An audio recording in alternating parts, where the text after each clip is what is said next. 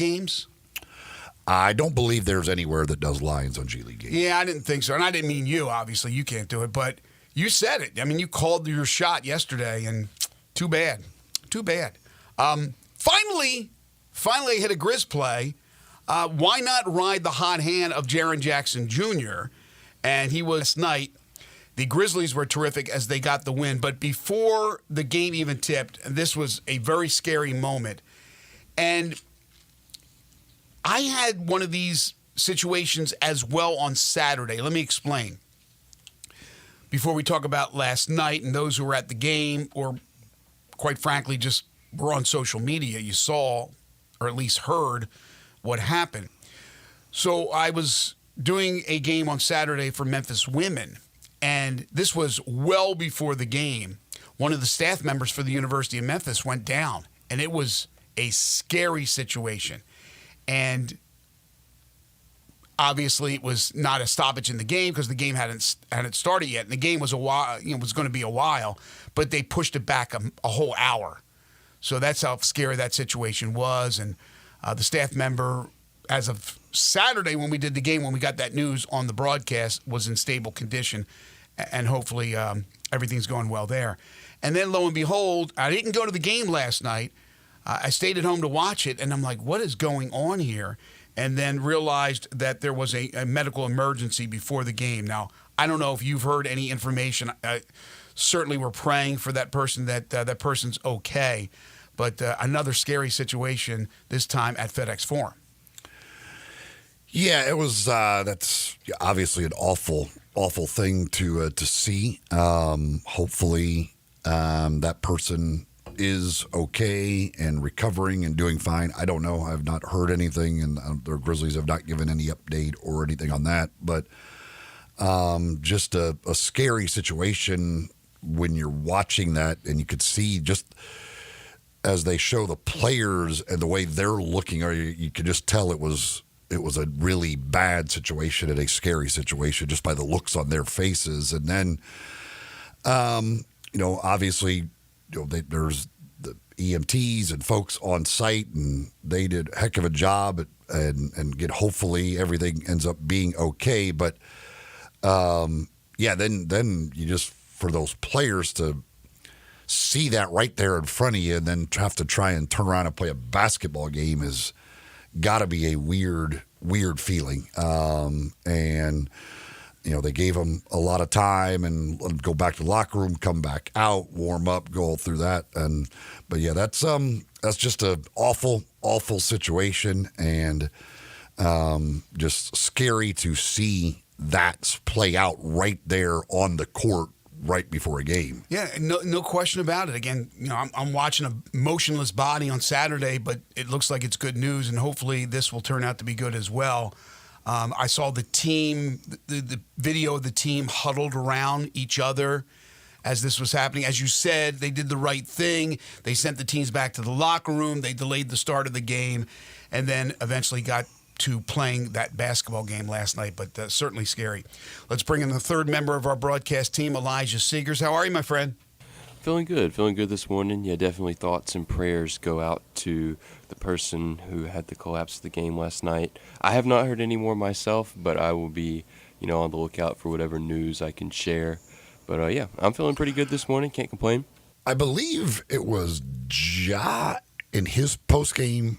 He referenced something about we're happy that the guy's doing okay or good or something like that. So I don't know if they must have gotten some sort of Taylor in his said that he didn't have any, he didn't want to talk about it because of privacy reasons or anything like that. Mm-hmm. So, but they may have gotten something because Ja did reference something about we're happy that he's doing good or doing okay, I believe it was at his post game. Yeah, you don't want to talk, even if you know the specifics, and I sort of knew the specifics on Saturday, you're not going to say those things. That's in respect for the family and respect for that individual. But you certainly want to give general information if you have it, because people are concerned. That's just human nature. You're concerned. You want to know that that person is on the mend, that person is doing well. But that's why you have the EMTs, you have people that are professionals there at these games, not every game, not every level, but certainly at the NBA, ready to help. Okay. So then we had a ball game. And John Morant, we talked a lot about him yesterday, was playing. So the George Sedano report from the other night in Milwaukee that Ja couldn't raise his arm above his head, that doesn't seem to be the case, or didn't seem to be the case, because he played, and he played well, and he's knocking down threes. I am convinced in my mind that while I'm not saying Ja doesn't get hurt, because obviously he's been seriously hurt, but I think they are dealing with load management with Ja. I think, like you said, could he have played if it was a playoff game? I think we have the answer. They are going to be very cautious with all their players. They're as cautious as any team, any organization in the league, and specifically with Ja Morant. They want to make sure that they have him in the postseason. And so if it's load management, it's load management. It may be masked by he's got a tweak in his knee, he's got a little ankle thing going, he's got a shoulder. I'm not saying he didn't bang a shoulder, but they probably exaggerated a little bit. He misses games and he comes back and he's like he never missed a beat. And that's why Ja Morant is so important. The conversation we had yesterday, is Jaren, is it becoming his team? Well, again, that person who texted in yesterday and talked about how important, everybody knows how important Ja is. Ja, this team will only go as far as Ja takes him, but obviously Jaren Jackson Jr. has moved into that role of being the all-star on this team. But Ja is spectacular. But what's important to Ja and what's important to this team and what's important to the fan base is being on the court. And he hasn't consistently been on the court for several years now. But he was on the court last night, and he came out on fire. And Ja ended up going for 25 points, hit 4 of 6 from 3, 11 assists in 29 minutes. That's pretty good. Now, the team was without Des Bane last night. As we thought, he would probably miss some time as he left the game in Milwaukee at the end of that game with a foot strain. That's what they're calling it, a foot strain. Doesn't seem to be serious. He'll miss a little bit of time, according to head coach Taylor Jenkins. But there was no Bane. So Ja returns, has a big game. Jaren Jackson Jr., again, unstoppable, 31 points, 6 rebounds. And then G.G. Jackson, who seems to be 100%, 27 points off the bench. The Grizz have won 9 of their last 10. They win at 128-109, and we've now hit the 50-game mark of an 82-game regular season, and the Grizzlies are at 34-16. At the beginning of that game, it looked like it might be a Ja versus Wembanyama showdown.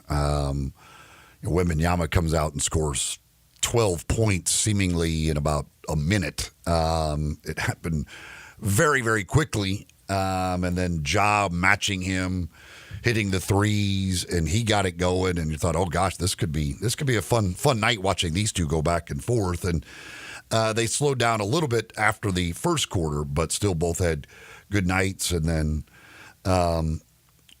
it was good. It was good to see Gigi have a game like that because, quite frankly, since Gigi's been back, he's been pretty bad.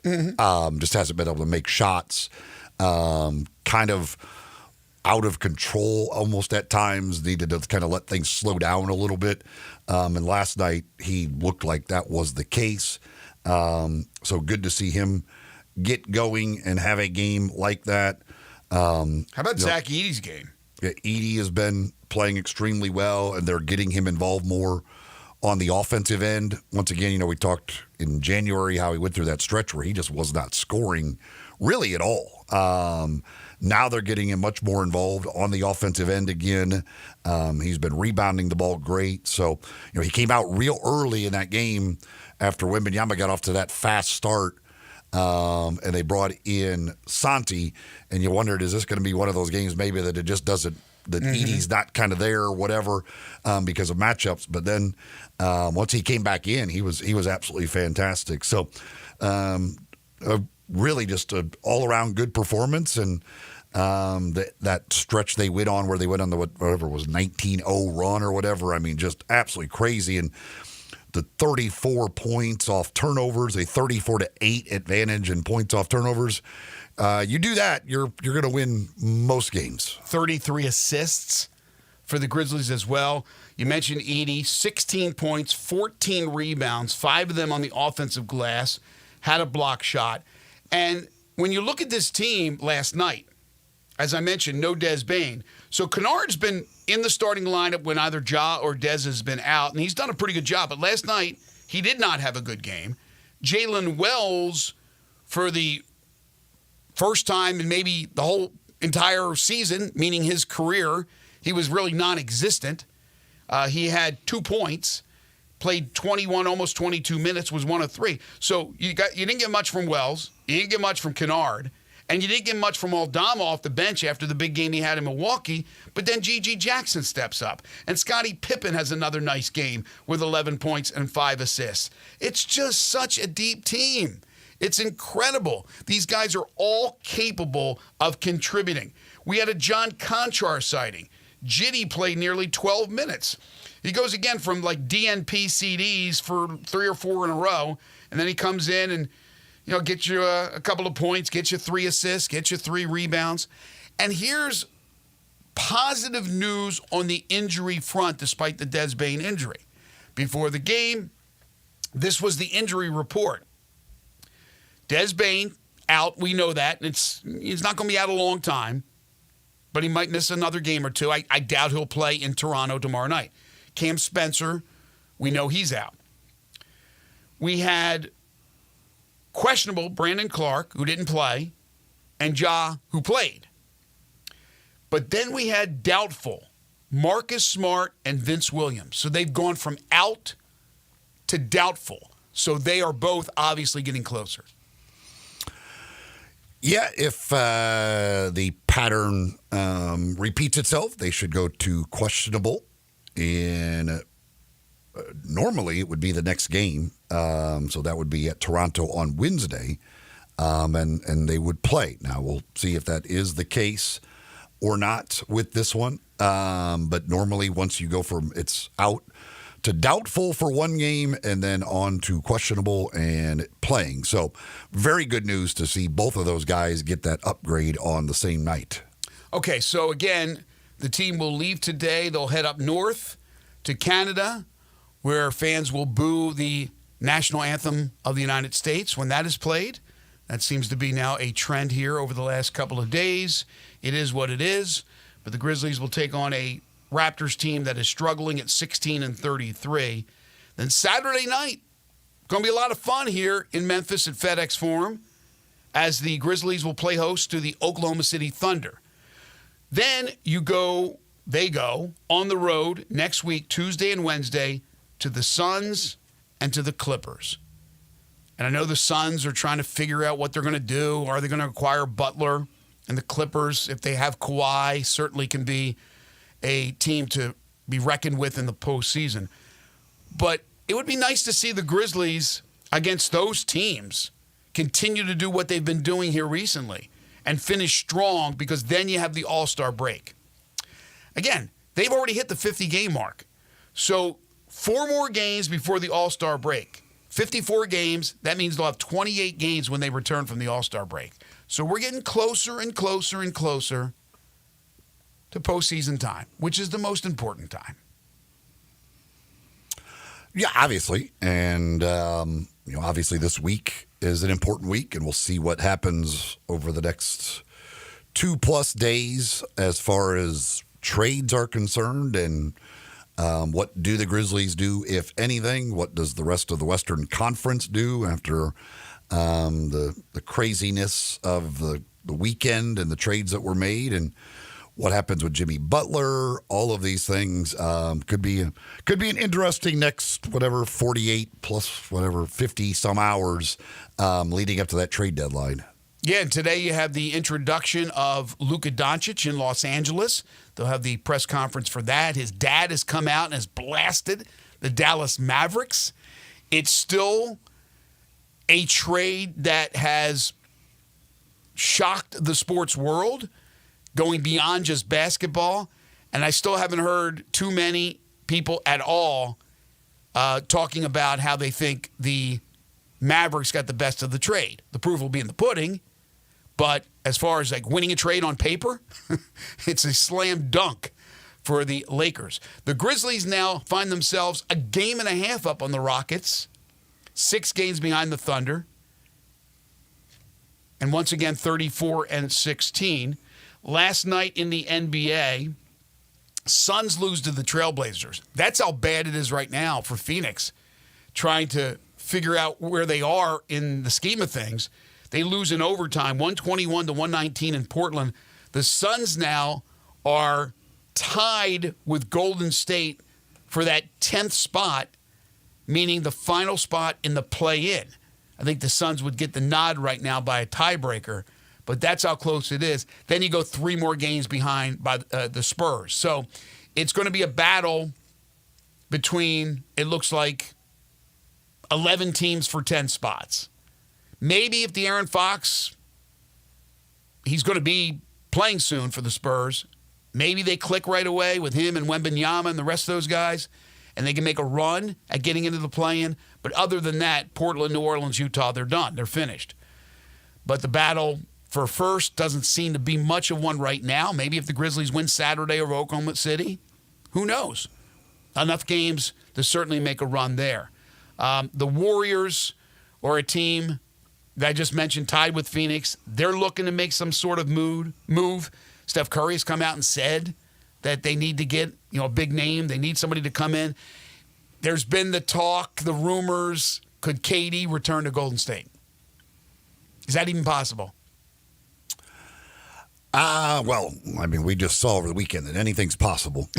True. I'm not going to doubt anything at this point. I mean, obviously, Phoenix is trying everything to get Jimmy Butler. Who knows what might end up happening out of all of this, and where these, again, once that Luka trade is made, then you just go, okay, there's nothing now that's going to shock me of what could happen here leading up to this trade deadline. Kings nipped the Timberwolves 116-114. Again, the Kings made the trade with Chicago, San Antonio, that 3-team trade. The Thunder blew out the Bucks. The Bucks may be looking to make some move as well. The Nuggets over the Pelicans, 125-113. Denver may look to add. Again, it's going to be a very busy last, whatever you said, 50 hours or so. And then the Knicks got a nice win over the Rockets last night. It was a real good game, 124-118. But again, the Grizzlies get the win, 128-109, and they're just playing some absolutely fabulous basketball right now. Yeah, and again, with reinforcements theoretically on the way, probably later this week. And again, getting those guys healthy right before the trade deadline. Is there reason for that, or does that mean anything? I don't know, but it increases your options if Smart and or Vince, especially if they return on Wednesday against Toronto, with the trade deadline being on Thursday. Absolutely. When we come back, the Tigers moving up in the polls. We'll talk about that. Some other college basketball news as well. Take your basketball skills to the next level at Shoot 360 Memphis. Shoot 360 is a revolutionary basketball training facility that combines cutting-edge technology with gamification, provides instant objective feedback with hands-on, one-on-one expert coaching. When I say cutting-edge technology, you've never seen anything like it. The gamification makes it really fun, especially for youngsters learning the game of basketball. And the one-on-one expert coaching is second to none. They also have free coaching clinics for you coaches out there. 2 facilities, one in Cordova, that's the big one. Collierville, that was the first one, but you can become a member at both or either. For more information to set up a tour, which I would suggest you do, call them in Cordova at 901-779-3176 or in Collierville at 901-316-5500. They're now accepting monthly memberships, so you're not bogged down with a long-term 1-year or multi-year commitment. You can do it for a month, see if you like it. If you don't, No harm, no foul. If you do, and I think you will, you'll sign up for month to month, or you can even go longer if you like. Great people, great facilities, nothing like it. It's Shoot 360 Memphis. The future of basketball training is here at Shoot 360 Memphis. Just underway on a Tuesday. This is Sports 56 Mornings with Greg and Eli on Real Sports Talk, Sports 56, 98.5 FM.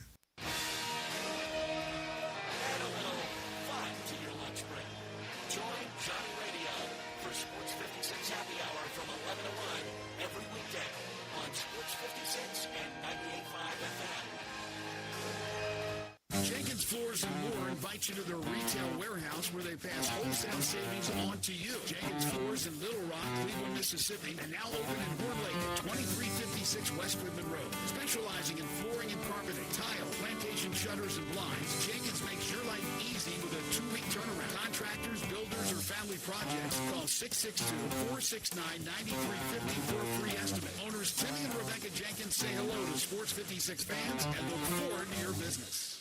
Rick's Powder Coating for a beautiful finish every time. Rick's Powder Coating specializes in automotive, ornamental, residential, and industrial coating. With 2 big airlines and the largest batch ovens in the Mid-South, Rick's can accommodate all of your powder coating needs. Locally owned and operated since 2002, Rick's Powder Coating will customize a beautiful finish just for you. Drop by or call to see how Rick's Powder Coating can bring color to your life.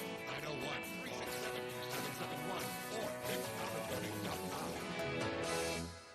Since 1948, in the alley, the Rendezvous. I'm with John Burgess. John, what's going on in the Rendezvous? Well, there's some things about the Rendezvous I'm going to talk about. For example, we make it really easy to park. We have valet parking right at Monroe Street in our alley. We also want to make it easy for people to get to doors. You can now park in our alley right at our front door and put your flashers on. People also forget that we take reservations for 6 or more. And we have a wonderful party room upstairs that can accommodate people for rehearsal dinners, birthday parties, reunions, graduations. Our rooms seat between 25 and 275 people. And everything at the Rendezvous can be packed to go. But we also do catering. See our menu online, and we can even deliver for groups of 15 or more. So if you have any questions, always feel free to call us at the Rendezvous because we answer our phone ourselves. You'll never hear. Please listen carefully for our menu has changed. Press 1 for reservations, press 2 for hours, press 3 for catering, or if you know your party's 9-digit extension number and the first 3 letters of the mother's maiden name, dial it back. Come see us at the Rendezvous. Since 1948, the Rendezvous.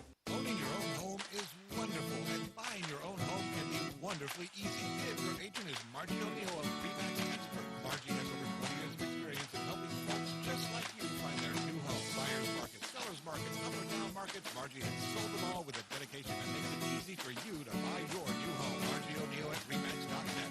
That's MARGIE.ONEAL at Remax.net. Or call 901-685-6000 for your new home. Margie O'Neill makes it easy. Sports 56 traffic.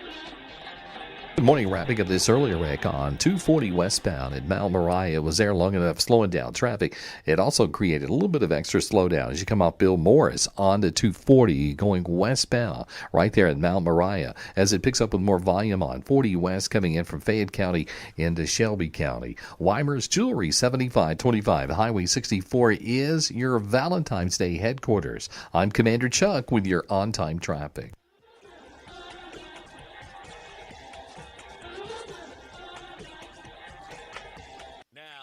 Sports 56 Mornings on Sports 56 and 98.5 FM. Here once again, Greg Gaston and Eli Savoy. So I posted this morning, just thinking about it after the Grizzlies got another win last night.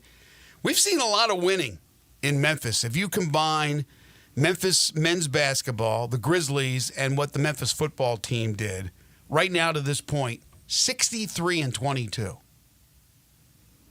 So basically 3-1. 3 wins to 1 loss every time you've watched any combination of those 3. It's good. That's really good. It's really impressive. Now, there's also the other way to look at things is what do you do in the postseason? Obviously, the football team went on to win a bowl game, but they did not make the conference championship game. The Grizzlies are on their way to the postseason. Will they be able to do something in the postseason? Memphis men's basketball on their way to the NCAA tournament, a return to the big dance. Will they be able to advance in the big dance. So there's 2 seasons, basically. The regular season has been absolutely incredible for these 3 teams. They've brought a lot of smiles to faces here in Memphis and wherever you're a fan of the Tigers and the Grizzlies. But it's all about the postseason. What are these teams going to do? Memphis men's basketball, they're back in action tomorrow night. They will play host to the Tulsa Golden Hurricane. And then on Sunday, they will host the Temple Owls. Just 9 games remaining in the regular season before the conference tournament, which once again will be at Dickies Arena.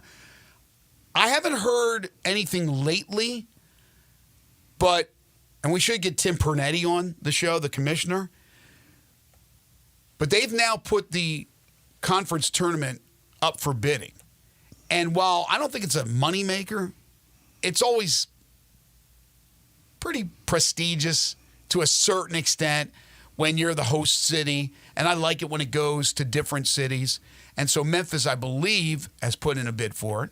And I think that starts next season, the 25-26 season. So it's something we'll have to check out for you and keep you abreast of what's going on as far as that's concerned. But this year it's once again down in Texas at Dickies Arena.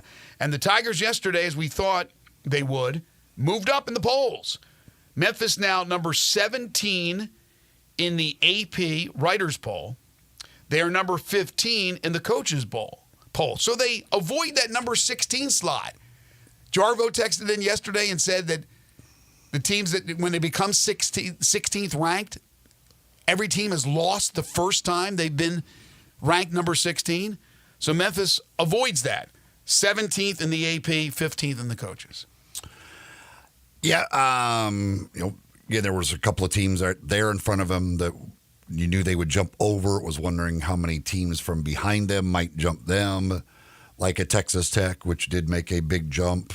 Missouri ends up making a big jump as well with their huge win on the road at Mississippi State. But figured they would kind of be somewhere in that range, and that's where they are. And again, it doesn't mean anything, but hey, you got a number next to your name. Well, I think it means something it certainly means something to the fan base of every team to be nationally ranked. And to some players, it may mean something as well, maybe to some coaches. But you're right, in the scheme of things, when it comes to the selection committee, will they glance at it? Maybe, but it's not really a factor when it comes to where teams will be seated. The net is more important. And again, the net is wishy-washy with the margin of victory playing a big factor in it. But this week's poll, Auburn, number 1, Duke, number 2. They remain the same. Auburn got all 62 first-place votes. Then Alabama, 3, and Tennessee back to 4. So Tennessee jumps back 4 spots. After blowing out Florida without Ziegler and Milicic, they move up 4 spots. So it's Auburn, Duke, Alabama, Tennessee. Then Houston lost a game and moved up a spot. So Houston's number 5. Florida is 6th, then Purdue, 7th. Iowa State drops 5 spots to number 8, and then they lost again last night, which had nothing to do with this week's poll, losing to Kansas 69-52. 17-point blowout win for the Jayhawks. Michigan State is number 9. Texas A&M rounds out your top 10. Then also from the SEC, Kentucky, 14th. You mentioned Missouri's jump, their leap. They go up 5 spots to number 15. Memphis sitting there at number 17. UConn is 19. Mississippi State got destroyed by Missouri, dropped 8 spots, but remain in the top 25. They are number 22. And Ole Miss hanging in the poll. They lost 2 spots, but they remained at number 25. And tonight, Ole Miss will host Kentucky at the Pavilion in Oxford. We'll have that game for you right here on Sports 56, 98.5 FM, beginning with the pregame at 5:30. Kentucky looking to bounce back after losing at home at Rupp to Arkansas. But Ole Miss, they're going to be ready. Ole Miss didn't play bad against Auburn. It was just they played Auburn. I have a good feeling about Ole Miss tonight.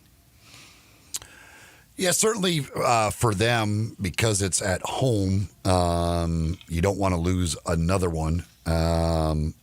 They've struggled here recently, and not just again because they're playing really good teams, but you don't want to lose back-to-back home games. So for them, key. Now, for Kentucky, coming off a home loss, going on the road, they'd like to get back on track. Obviously, for Kentucky, an explosive offense, but the defense has struggled against an Arkansas team that hasn't been very good offensively on Saturday. Amari Williams will be tough to handle for Ole Miss.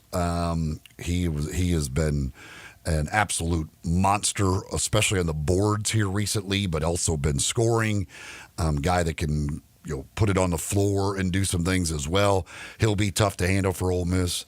But yeah, it should be. It's always fun when Kentucky comes to town. I'm sure it'll be another big crowd down at the Pavilion. They've had some massive crowds here recently, and I would expect that it'll be another one tonight, as it normally is when Kentucky rolls in.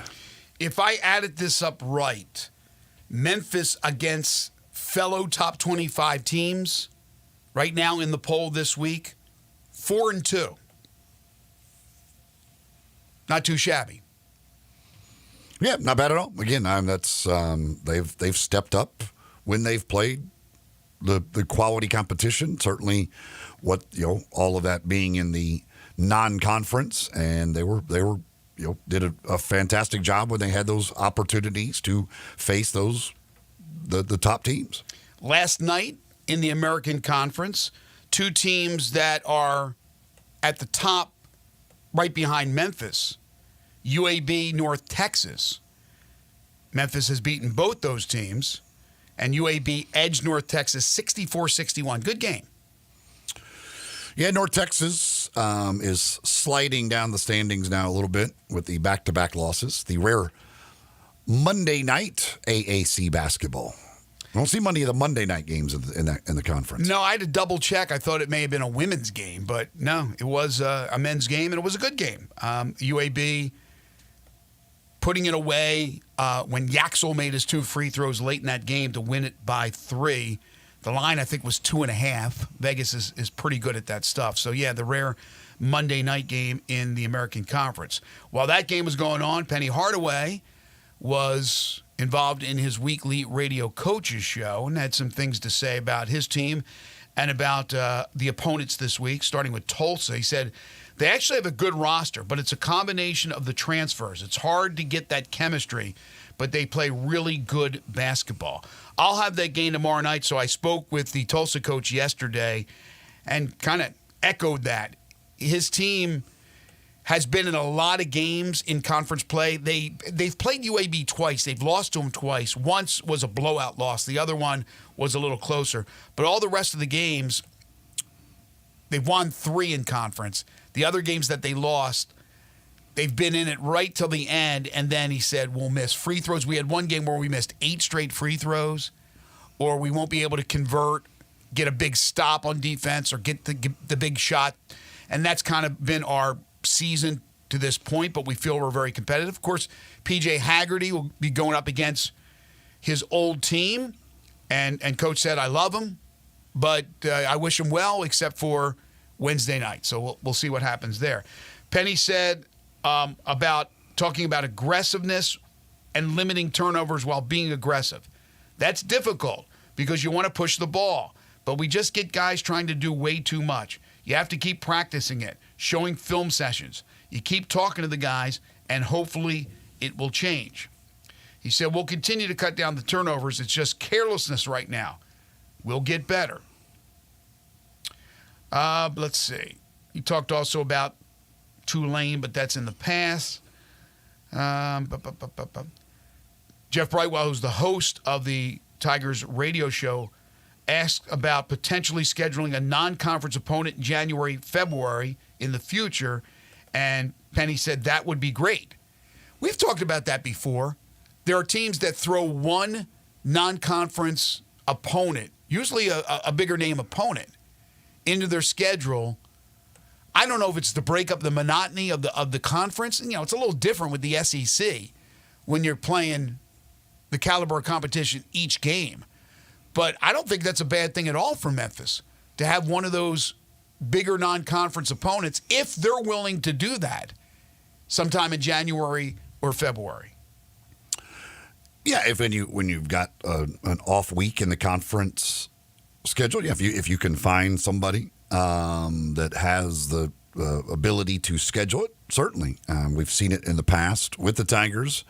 At times, be able to do that. It would be certainly, I think, with the way this conference is, beneficial to have something like that. You know, Duke playing in a weak ACC this year is going to have a game against Illinois coming up. So, you know, that type of thing in the middle of the conference schedule, certainly not a bad thing. A couple of more quotes from Penny. With what happened last year, it's refreshing to be back. It's good to be back in the same situation, but in a better position. Just proud of the guys for listening, taking it all in, and putting it all out on the line. Just got to keep stacking dubs. That's it. We want to win the conference. I don't think we've won the conference since 2012 or something like that. Is that true? Has it been that long? If you continue to handle business the way we've been doing it, we'll be right where we want to be. He's exactly right about that. Yes, you may not jump up in the net, may even lose a few spots, but you're going to be in a really good position if you keep winning. I said before conference play, I thought they would lose 2. I said there'd be 1 clunker, which hopefully their only clunker, which was at Temple when they couldn't do anything right. And then they'd lose 1 to UAB. We'll see. I mean, they dominated UAB the first time around. And that'll be a fun matchup when they return the favor in Birmingham. But any other loss would drop them probably 2 seed lines. And that's the truth about this conference. They know it. It's just something that is not hard or not easy to turn on, to be able to turn it on for every single game. But they have to find a way. They have to find a way. And if they can do that, they're going to be in great shape. Well, yeah, and I know obviously Penny will talk it up and all that, but Tulsa's terrible. Let's be honest. Tulsa's absolutely awful. You're playing them on your home floor. They should kill Tulsa. Tulsa's got 1 top 200 KenPom win.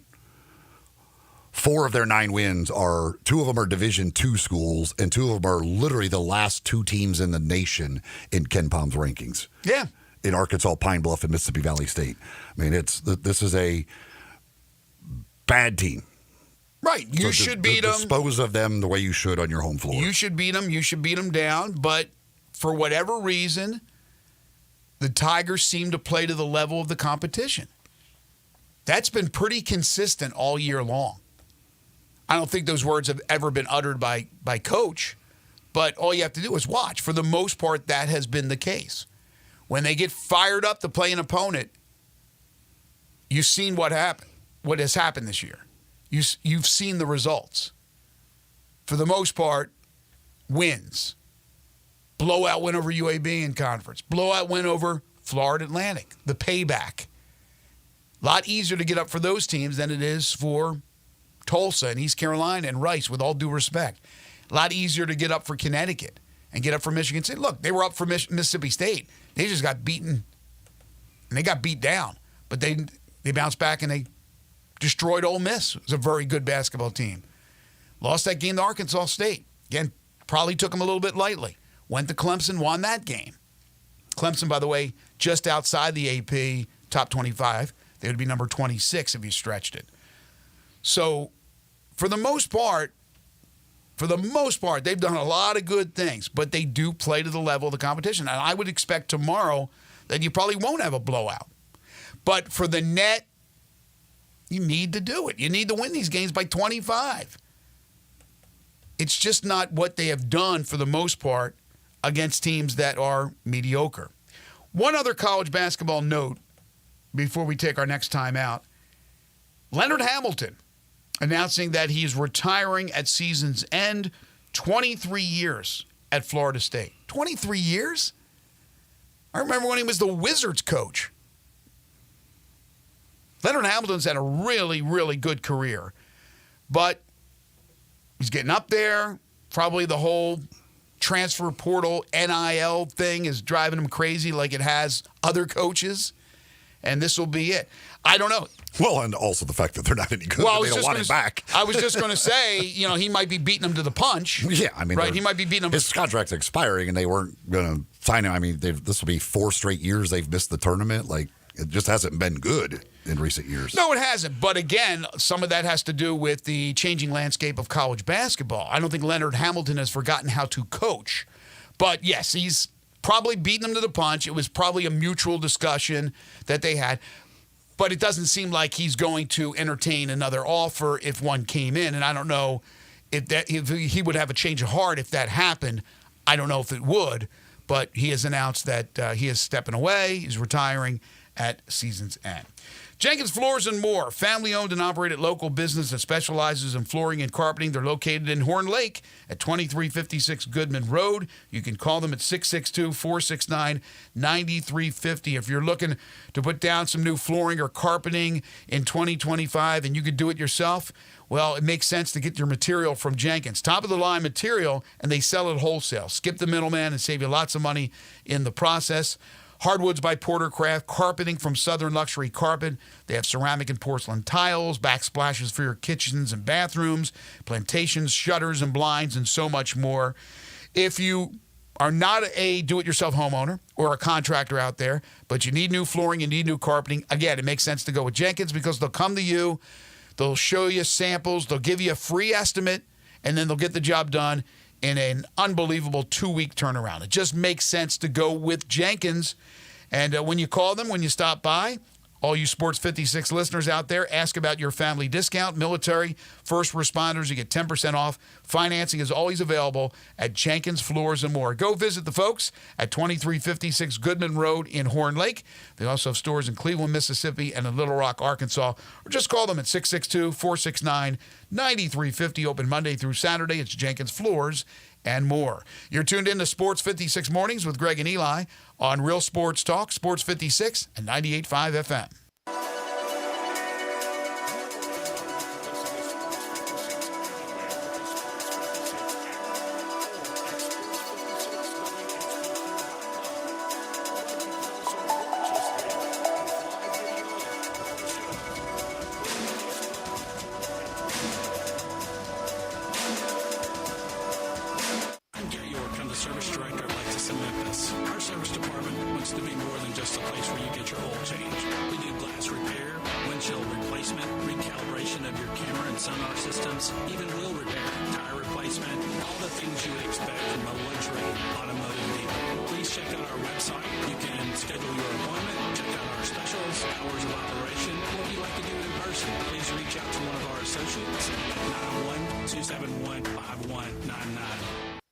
Switch and save with Progressive could save hundreds. With that kind of money, you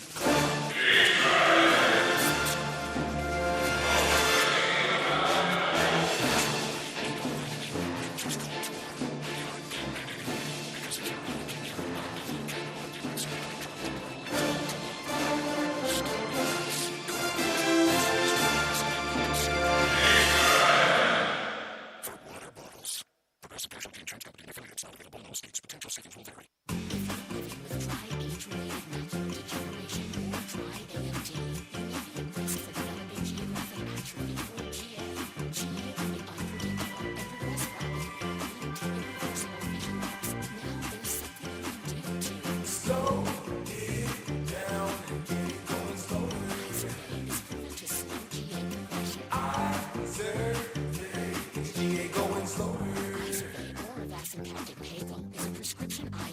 Used to treat GA. Don't take it if you have an infection or active swelling in or around your eye. Eye survey can cause eye infection, retinal detachment, or increased risk of wet AMD. Eye survey may temporarily increase eye pressure. Your vision may be impaired after an eye injection or exam. Don't delay. Ask your doctor about eye survey today. Eye survey. Is GA going slower? Visit eyesurvey.com. That's ICERVAY.com. Paid for by Stellas Pharma. Entertain the family with an affordable night out and catch your Memphis Hustle live in action. Enjoy edge-of-your-seat excitement and family fun for the entire crew. The hustle won't stop. Visit memphishustle.com for tickets and be sure to hustle down to Landers Center this season. Now back to to Sports 56 Mornings on Sports 56 and 98.5 FM. Here once again, Greg Gaston and Eli Savoy. All right, welcome back, everybody. A little Tuesday morning trivia for you early risers. This comes via college sports only. And I'll hold off giving you the answer because I got to make sure and look it up. But here's the question. Can you name the only 5 schools, colleges, that have produced a Super Bowl winning quarterback and a U.S. president as alums? Now, I can tell you this. One's from the ACC, one's from the American, one's from the Big Ten, one's from the MAC, and one's from an FCS school.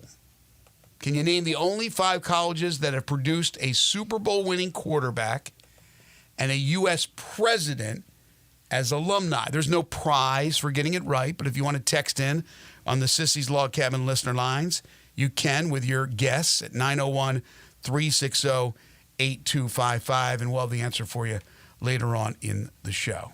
Good trivia question. Super Bowl 59 coming up on Sunday. Players meeting with the media. It's a long 2 weeks, in my opinion, because of the anticipation. I can't wait. Kansas City remains a 1.5-point favorite in this one, trying to do something that's never been done in NFL history, win back-to-back-to-back Super Bowls. Yeah, last night, the opening night, as they now call it, always quite the spectacle, and it was again last night. Was the chick in the wedding gown there? You know, it's a different chick every time, but they had Jameis Winston there as a reporter, handing out the W's for people to eat and all that stuff. It was always an interesting night. Oh, there's so many weird things going on.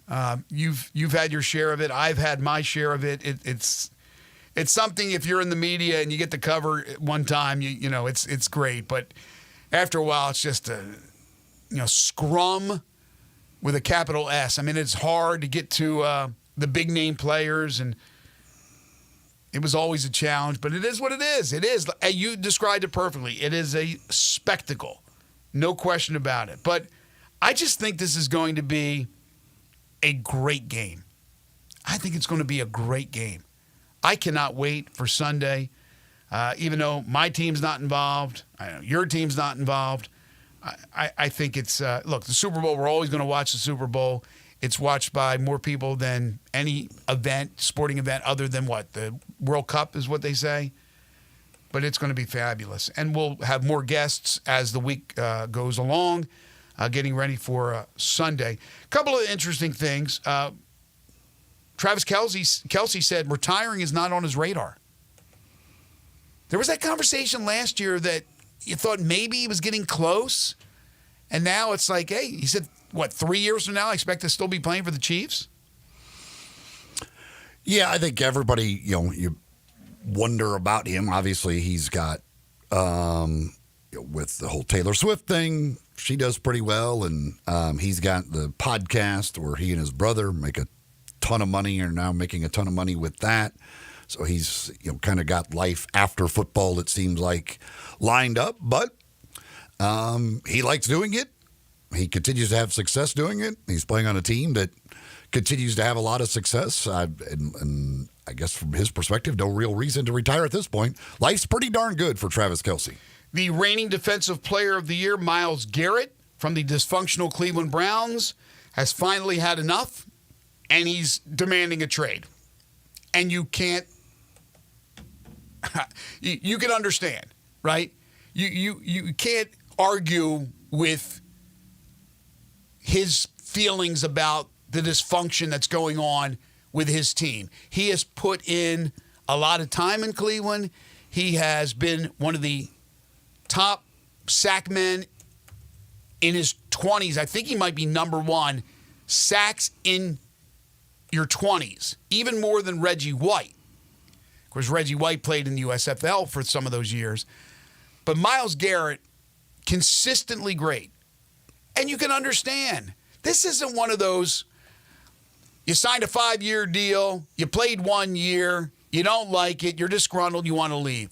This guy is giving his soul, man. He's given everything he has to that organization. And I don't blame him one bit. At some point, as your career goes along, I mean, you want to give yourself an opportunity to compete for Super Bowls. And right now, it doesn't appear as though Cleveland is exactly on the verge of that, to say the least. So for a guy who's a first team all-pro guy basically every year, defensive player of the year last year, we see a lot of these careers aren't that long. And now he's, I'm sure, in that mode of, okay, like I've put in my time. I want to give myself that opportunity to try and win a Super Bowl. Now, can Cleveland somehow talk him into staying? Because they came out already before and said they wouldn't be trading him. I don't know, but if he does get moved, that will be interesting to see where he goes, what it takes to get him. But he is a dominant force. I know the Cowboys are the betting favorites, although I don't think there's any chance of that happening. But I mean, he is as big a difference maker as you can find on the defensive side of the ball. I mean, a guy that's every year, double-digit sacks despite double teams and everything else. Again, he's been first team All-Pro just about every year. Yeah, let me correct myself. He's third right now for players with the most sacks in their 20s. But he doesn't turn 30 until December. So he'll go into 2025, whether it's in Cleveland or somewhere else, with 102 and a half sacks. Jared Allen just ahead of him at 105. Reggie White, as I mentioned, 108. So certainly a great opportunity to become number one for sacks in your 20s, as next year he won't turn 30 until December. Also from the NFL, a couple of things involving the coaching carousel. Kellen Moore, although he's not been a head coach, the offensive coordinator of the Philadelphia Eagles said that he's not thinking about the Saints. Obviously, he's focused on the Super Bowl. That's what everybody would say. But to me, the delay in the Saints announcing a head coach tells me it's absolutely Kellen Moore. On Monday, Kellen Moore will be the head coach of the New Orleans Saints. It appears to be that way. I mean, certainly you believe it's somebody involved in this game, and he's really the only one that is a candidate, so that would make sense. And then also, it looks like the Rams are shopping Cooper Kupp, despite the wide receiver's wish to stay in Los Angeles. I think Puka Nacua came out and tweeted something about that. But Cooper Kupp, who's battled injuries the last year or so, still, when he's on the field, is a very capable possession-type receiver and can help a team out. We'll see if the Rams do anything as far as that is concerned. Yep, according to him, they told him they want to trade him immediately. So now there's, I don't think the Cowboys can get Myles Garrett, but I'd take Cooper Kupp. I'll still take Cooper Kupp. We've seen Dallas and LA make trades recently, so I wouldn't. If we could get Cooper Kupp at a very cheap price, I'll take Cooper Kupp at a very cheap price. All right, we'll take a timeout. We'll come back and get to hour number 2. We will open up, as we do each and every Tuesday, with Humdinger's Trivia, so get ready for that. This is Sports 56 Mornings with Greg and Eli on Real Sports Talk, Sports 56 98.5 FM.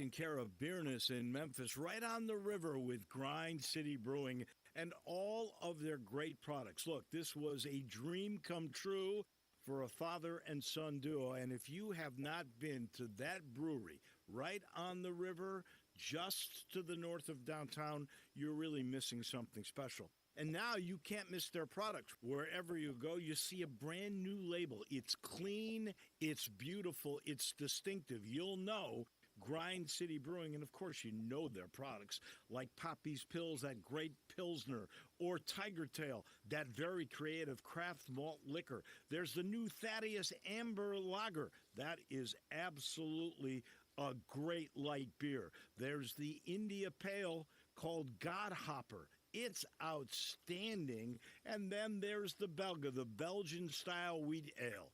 They keep bringing hits at Grind City Brewing. Take your basketball skills to the next level at Shoot 360 Memphis. Shoot 360 is a revolutionary basketball training facility that provides cutting-edge technology with gamification and provides instant objective feedback, hands-on, one-on-one expert coaching. And now, introducing Shoot 360 for you, a newly renovated 50,000 square foot facility with 2 NBA regulation-size courts, 3 high school-size courts, and 4 shooting bays with Shoot 360 technology. Memberships are now on a monthly basis. And yes, you can become a member at both locations. Whether you're an aspiring young talent, NBA player, or looking for a unique workout, all skill levels are welcome at Shoot 360 Memphis to learn proper shooting and passing techniques, improve fundamentals, and gain a competitive edge while having fun. Shoot 360 Memphis now in Cordova and Collierville. Call them today at 901-779-3176. That's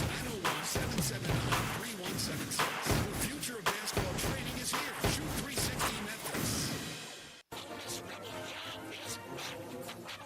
Online radio show is back on WHBQ Sports 56 and 98.5 FM. Every Monday night at 6, hear the latest news on your Ole Miss Rebels. With Nancy Porter with 24/7 Sports. Your Ole Miss defensive tackle Mike Fitzsimmons. Gordon Ford covering SEC sports film. And former Ole Miss baseball announcer Gary Garvey from kickoff to through to extra innings. Your Ole Miss sports on the Rebel Yellow Hotline show. Right here Monday night at 6 on Sports 56, 560 AM and 98.5 FM. Your Mid-South sports station. Sports 56 traffic. Good morning. It's trying to pick up on Bill Morris Parkway right now, coming in from Collierville. Still looks pretty good right now. The Midtown area is still pretty light on 240 north over here at Lamar. It won't be long before it builds on 51 southbound, coming out of Millington down through the Woodstock area. Hey, if your lawn needs a little bit of help this time of the year, don't worry. Lawn Solutions can help you out with 30 years experience. Check out their website at lawnsolutionsinc.net or give them a call at 867-5626. I'm Commander Chuck with your on-time traffic. Broadcasting from the Family Leisure Studios, we are Sports 56, WHBQ Memphis, and W253DF Memphis.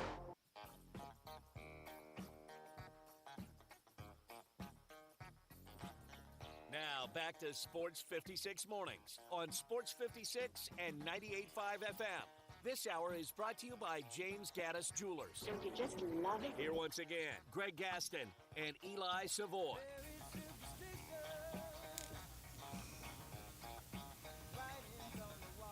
.803 The Time. Stevie Wonder. Watched him perform at the Grammys on Sunday night. Still doing his thing. Man, he's unbelievable. Hour 2 of the program here on Sports 56 Mornings. Greg Gaston, Eli Savoy, Elijah Seegers on this Tuesday, February 4th, 2025. We are broadcasting live and in color from the Family Leisure Studios. Family Leisure, it's where family and fun come together. 2120 Whitten Road, just north of I-40. Overcast, slight chance of a rain shower. We had some fog earlier this morning, maybe a little patch or two of fog still out there. 56 degrees. We'll get up to 61 today. And then tonight, cloudy skies, 52. About a 25% chance of rain tonight.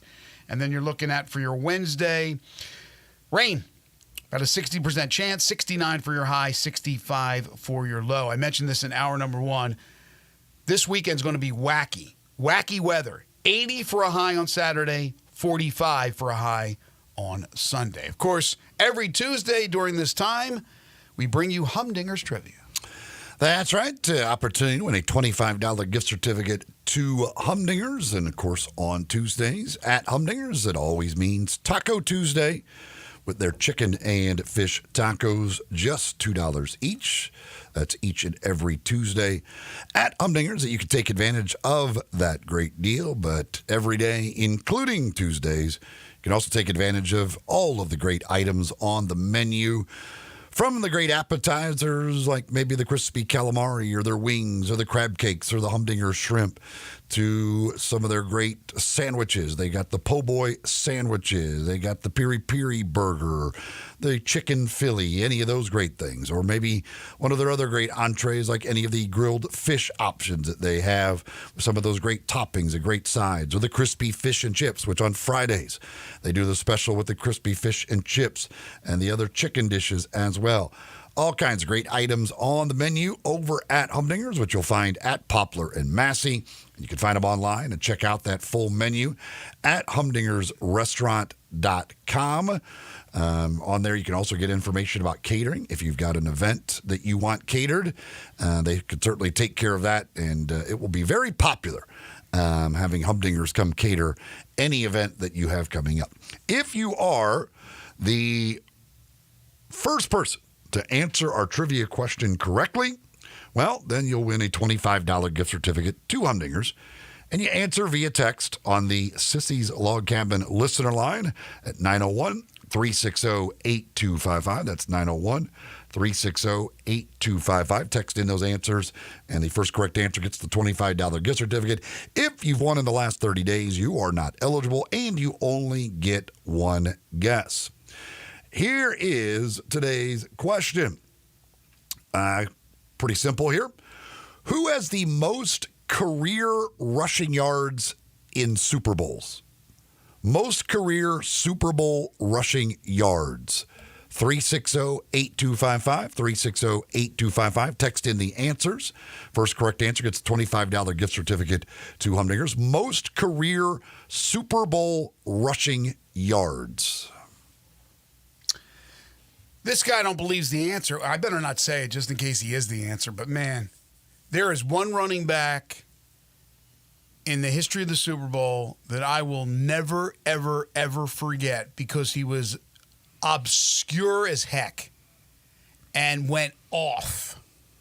And it was great because it won me a lot of bets back in the day. It wasn't monetary bets, but we were betting beers and things of that nature, but it was one of those deals where I was in a room with a bunch of people who were rooting for the one team, and I was the lone person rooting for the other team, and this dude went off. I don't want to give it away just in case it's the answer, but I'll tell you who that is later on as far as Super Bowl history. Sometimes you get those obscure players that just step up big time, but more than likely this weekend, it's going to be a name. We know what Patrick Mahomes has done. We know what Jalen Hurts means to this Eagles team.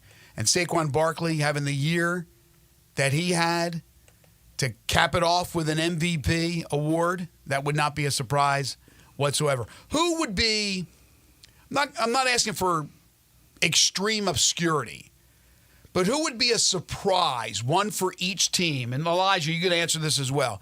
Who would be kind of a surprise off-the-radar MVP of the game? One for the Eagles, one for the Chiefs. I'm going to say Chris Jones for the Chiefs. I think he has the potential to have like a 3 or 4 sack game. Okay. I think if he's able to get pressure on the quarterback that much, I think he could very well get it. And for the Eagles, I think it could be a guy like Devontae Smith who could catch for a couple touchdowns, maybe have a really big receiving game, take up the majority of Jalen Hurts' passing yards. So those are my two guesses if it had to be an unexpected guy. That's pretty good. And what's interesting, Chris Jones, who is fantastic, is going up against one of the best offensive lines ever assembled. And if Chris Jones is able to get to Hurts with his mobility and sack him 3 or 4 times, yeah, I would think he'd be right up there for MVP. Well, I think this is interesting because you got maybe the two key defensive players are both interior defensive linemen. You got Chris Jones and you got Jalen Carter. Right. Who both have the ability, even from an inside line position, to take over a football game. Both are dominant players.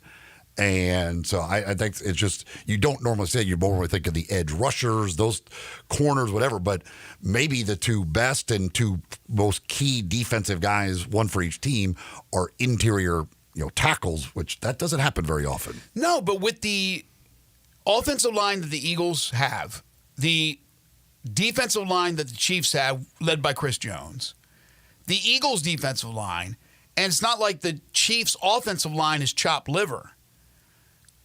Do you think it's going to end up being a lower scoring game than people perceive? Because we always think of there's going to be fireworks. But to get to the Super Bowl, you got to be pretty good defensively as well. Do you think it'll end up being a lower scoring game? I think so. I know last time around they played in the Super Bowl, it was 38-35. I don't expect that this time around. I think it will be somewhere around 20-17. So, yeah, I do think it'll be lower scoring. Man, I forgot that. So in Super Bowl 57, they scored 73 points? That's right. My gosh. What do you think, Eli? Yeah, I think both teams would want to play it. I mean, the Eagles obviously are going to run the football a bunch. I don't think either one of these teams is. I certainly don't expect it to be both teams in the 30s. I think it's probably in the 20s, in low 20s, something like that. Totals 48.5 right now. Kansas City, as I mentioned, a 1.5 point favorite. Okay, so I asked a question. This is not the Humdingers trivia question, but I asked this trivia question to wrap up hour number one. And the question was, there are 5 schools that have produced a Super Bowl winning quarterback and a U.S. president.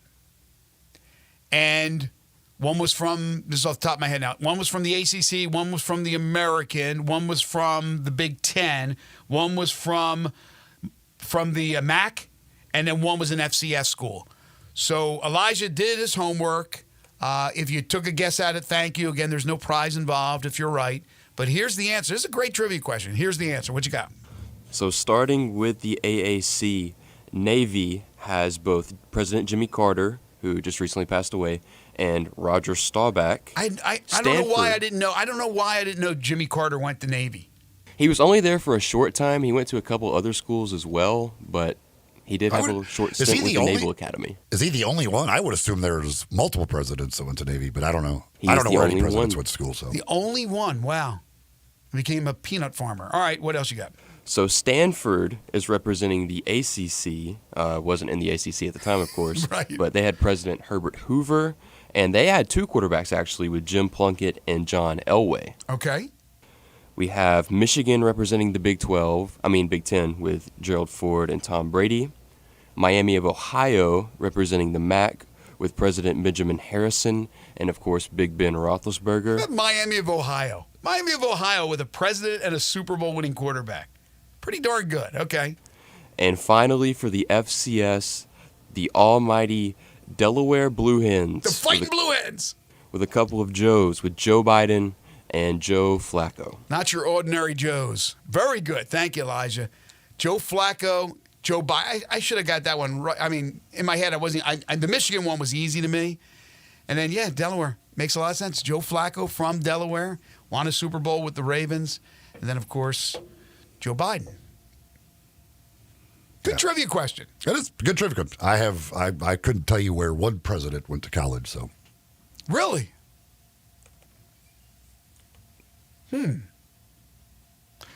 College football note from the University of Memphis. This sounds like a broken record because we talked about losing a staff member the other day, part of the recruiting staff. Well, they lost another one. According to reports, they have lost their general manager, Bo Davidson, who is going to take the same job at New Mexico. So that's the second recruiting staffer to leave Memphis in the last few days. And this is the general manager. Yes, a GM, a position that was just created several years ago. So Ryan Silverfield will have to fill a couple of holes in his recruiting staff. And this one, a bigger role with the title of general manager. So there you go. Movement among the players, movement among the coaches, movement among the staff members as well. From the world of baseball, after a lengthy appeals process, MLB on Monday has fired umpire Pat Hoberg for sharing legal sports betting accounts with a friend who bet on baseball and for intentionally deleting messages key to the investigation into his conduct. MLB said Hoberg adamantly denied betting on baseball directly or indirectly with Commissioner Rob Manfred, saying there was no evidence that he directly bet on games or manipulated the outcome of any games in any way. In its statement, Major League Baseball said it fired Hoberg for failing to uphold the integrity of the game and that he should have known that his friend, a professional poker player, had bet on baseball from the shared account. I don't think there's any question about this, right? I mean, I understand what Hoberg is saying. Hey, I see nothing. I know nothing. He's doing the Sergeant Schultz. But you're sharing an account with a dude who's your friend who's a professional gambler. You're out. 3 strikes, brother. Yeah, I mean, I think they had to, again, even though their investigator said that he, from the games that were bet on, which he was umpiring, they found nothing whatsoever to say that he was doing anything to affect the outcome. But, yeah, I mean, just from an optics standpoint, yes, you have to get rid of that guy.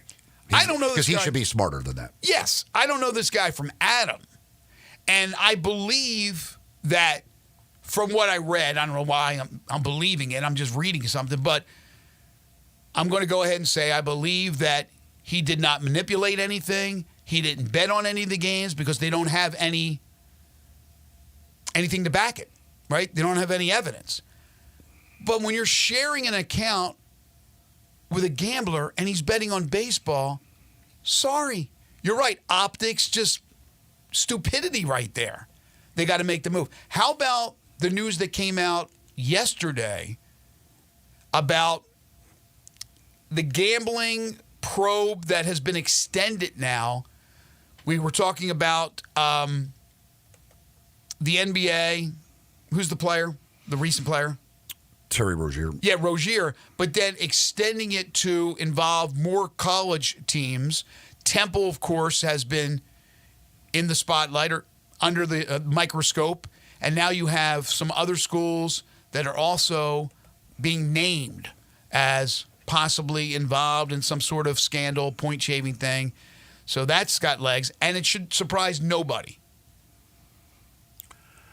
Yeah, again, I mean, this is, they are, obviously this all of this stuff is generally coming out of the Jonte Porter right stuff that kicked off all of this. But, that's, all of these leagues, I mean, that is the biggest fear that you have, is that they find something or comes out that somebody was doing point shaving and all of these things. I mean, they cannot have the integrity of their league, of their games compromised. And so they are keeping a very close eye on this stuff and constantly, anytime anything comes out, they're going to look, and if there's any possibility that some other team or some other players involved, they're going to be looking at it, because that's, that is the downfall of it all. If all of a sudden it becomes that,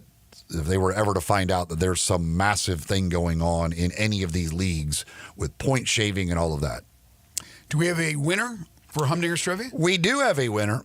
And Elijah, I'm going to need your tie-breaking services. We had a lot of folks that got the correct answer after the initial wave of incorrect answers. Clearly, a bunch of people were able to look up the answer and then get the right answer. And we actually have a 4-way tie that you'll be breaking, that 4 correct answers that came in at the same time. The question was, who has the most career rushing yards in Super Bowls? Who was I know you don't have the correct answer because you said it's an obscure name, which it's not. Well, let me guess. Would the answer be something like Riggins? No. John Riggins? The obscure guy I wanted to bring up was Timmy Smith. Super He has the Bowl. most in one game. Yes. But Timmy Smith, I wasn't sure if that was still good enough to be the all-time, the most all-time. But Timmy Smith, who played for the Redskins and also actually played for the Cowboys, in Super Bowl 22, went absolutely berserk. Was he the MVP of that game or not? But he had, how many yards he ended up having in that game? 204, I believe it was. He had Something 200. like that. Yeah. So you talk about an obscure guy, and he rushed for 204 yards in Super Bowl 22 as the Redskins got the win. That's the NFL record that still stands today. Maybe Saquon Barkley can make a run at the record. The correct answer is not Emmitt Smith. A lot of folks came with Emmitt Smith, and that's a very good guess. Obviously, Emmitt Smith played in 3 Super Bowls and was pretty darn good. He's NFL's career rushing leader. However, he is third on the list, I believe it is. Number 1 on the list is Franco Harris. Franco Harris with 354 career Super Bowl rushing yards is the career leader. So, again, a lot of Franco Harris answers came in. There were 4 of them that came in with the same timestamp. So, Elijah, since we were just talking about presidents, I'll give you the Mount Rushmore. Washington, Jefferson, Roosevelt, or Lincoln? I found a nickel in my pocket yesterday, so I'm going to go with Thomas Jefferson. That's my logic. Finding a nickel in the pocket, not nearly as fun as finding like a $20 bill in your pocket. Exactly. I said finding a nickel really doesn't do you much good. Even a quarter would be better. Yeah, I mean, it could well, 5 times better. You wouldn't know this, but back in the day, at least you had a quarter you could call somebody. Even a dime. So you said Jefferson? Is that what you said? Mm-hmm. Yes. All right. So we'll be contacting our winner. If you do not hear from us, that means you either were not in time or you lost the tiebreaker if you did indeed send in Franco Harris. And for the person who sent in Franco Harris as a second guess, well, you were disqualified. James Gaddis Jewelers, second hour sponsor of Sports 56 Mornings, located at 4900 Poplar Avenue between Mendenhall and St. Nick, and on the web at gaddisjewelers.com. Valentine's Day is 10 days away, so gentlemen, start your engines. You got to find something really special for that loved one in your life. Hey, it might be multiple, right? Your wife, your daughter, whatever the case may be, something beautiful. Well, it starts with jewelry, and they have all kinds of options. Not everything is expensive when you're talking about jewelry, and they have some beautiful pieces of jewelry, inexpensive, won't hurt your wallet at James Gaddis Jewelers. You need to stop by and see what they have to offer. James is a master jeweler, certified appraiser, Diamondologist. He's graded by the Gemologist Institute of America. They are full-service jewelers with 2 bench jewelers ready to serve you. All their diamonds are independently graded and certified.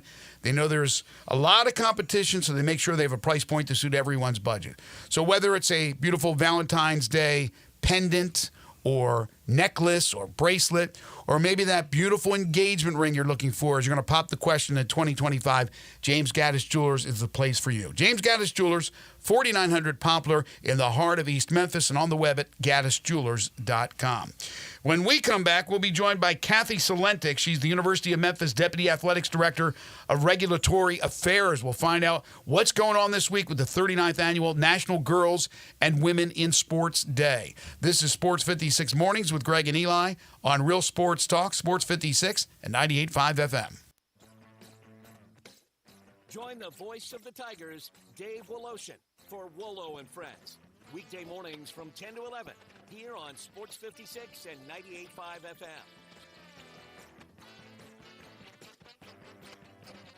Locally owned and operated for over 40 years, Automatic Gates Construction tailors custom-made solutions for all your residential, commercial, and industrial needs, including repairs, maintenance, and installation. Automatic Gates Construction specializes in designing and installing automatic gates and fencing that seamlessly blends security, functionality, and aesthetic appeal. Elevate the safety and efficiency of your property with a premium gate solution.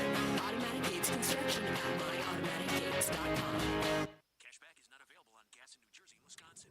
Billy, your gas light's on. We need to stop and fill up. No way, Jen. Gas around here is too expensive. We can make it a little further. Billy, listen to your big sister. You don't need to drive all over searching for the lowest gas prices. Do what I do and use Upside. Upside? Do you live under a rock, Billy? Upside is the hottest cashback app out there. It's free to download, and you get real gas you buy. I use it all the time, and I've already made around $200. You can make that kind of cash back just for buying the gas you have to buy anyway. Yes, I'm looking at the Upside app now, and there's a gas station at the next exit offering 25 cents per gallon cash back. Okay, I'm stopping to download Upside and fill up my tank. Download the free Upside app now to earn cash back every time you buy gas. Use promo code KIND to get an extra 25 cents per gallon on your first tank. You can cash out anytime right to your bank, to PayPal, or a gift card for Amazon and other brands. Just download the free Upside app and use promo code KIND for a 25 cents per gallon bonus on your first tank. That's code KIND for a 25 cents per gallon bonus. Spring forward with real unlimited data from Straight Talk this tax season and get a free Samsung Galaxy A16 5G or Moto G Power 5G 2024 with select plans. So you can stream games during Mad March hours, check the weather for April showers, and garden videos about May flowers. Straight Talk, real unlimited data. Available at Walmart and StraightTalk.com. Offer valid for 4/15/25. Taxes and fees apply. Requires purchase a single line global limited plan or higher. For network minutes and practices, visit StraightTalk.com. Sports 56 traffic. Good morning. Starting to build on 385 Bill Morris Parkway coming in from Collierville as it starts to pick up now. The Midtown area on 240 up by Lamar as it increases across the Hernando de Soto Bridge here in the last few minutes coming over from West Memphis on I-40 going eastbound. Hey, if your yard looks pretty bad right now, don't worry. Lawn Solutions can make it greener with 30 years experience. Call Lawn Solutions today at 901 area code 867-5626. I'm Commander Chuck with your on-time traffic.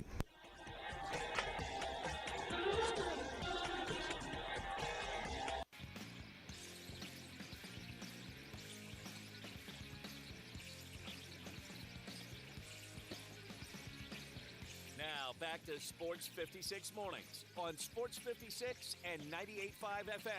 This hour is brought to you by James Gaddis Jewelers. To reveal the full spectrum of dazzling color. Here once again, Greg Gaston and Eli Savoy. Welcome back, everyone. 8:26 the time, just about halfway home on this Tuesday edition of Sports 56 Mornings. Greg Gaston, Eli Savoy, and Elijah Seegers with you. Time now to talk to Kathy Salentic. Let me tell you a little bit about her before we bring her on. She's the University of Memphis Deputy Athletics Director of Regulatory Affairs.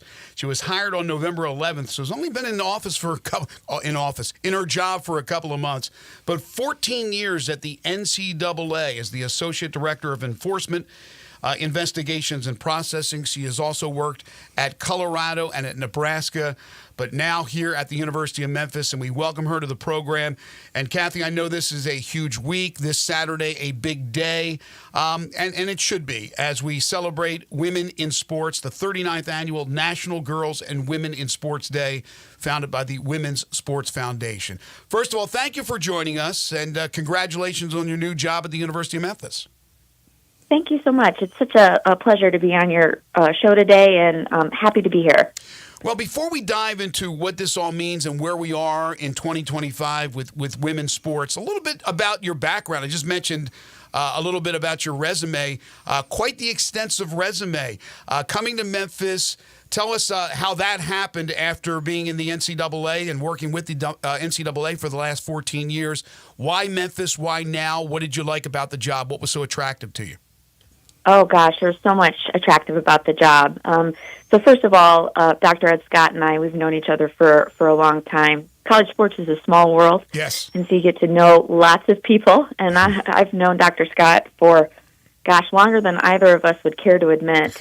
And he was marching up the food chain, and was so proud to watch him and his ascent in sports. And he reached out to me, and like other people in the industry, I had other opportunities at other schools, but Memphis was really where I wanted to be for a lot of reasons. One is for Dr. Scott. Two is we just have an outstanding city. I am in love with the city of Memphis and so happy to be here. And our student athletes, our coaches, everyone here, it's just been a delightful experience. I'm so glad to be at Memphis. So it was absolutely the right choice, and I'm very, very thankful to be here. How much does the experience, when you kind of, been behind the curtain a little bit, when you've been at the NCAA for as long as you have been, How much does that then help you when you go back to the school side of things and work within an athletic department? Yeah, pretty significantly. I always call it inside baseball. You have some inside baseball of what's going on, and you know about some things before they're going to happen. And one of the advantages in the way it's helped Memphis and everyone here in athletics is we've been able to prepare for some things in advance. So I think that's one of the big benefits. We have monumental change coming here in with the House settlement and a bunch of things on the horizon. And so to be a part of those discussions at the NCAA, as Hamilton says, in the room where it happens, to have been in the room where it happens, it really helps the University of Memphis, and I'm glad I can impart that experience. And then the second thing really is just you have a direct line to people when you need questions. There have been a couple times here at Memphis where we're like, gosh, can we do this? We could really use some guidance. And I just pick up the phone and call the NCAA, and they pick up my call. So it's been very, very helpful. With all that said, though, I'm super glad to be back on campus. It's been a sheer privilege and joy to hang around with coaches and student athletes again.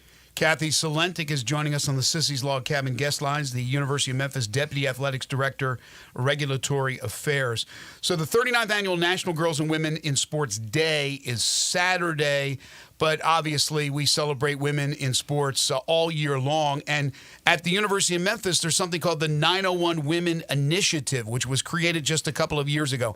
How are things going as far as that's concerned? And again, you're just getting your feet wet at the University of Memphis, but where we are and looking forward to where we will be in the future with women's sports.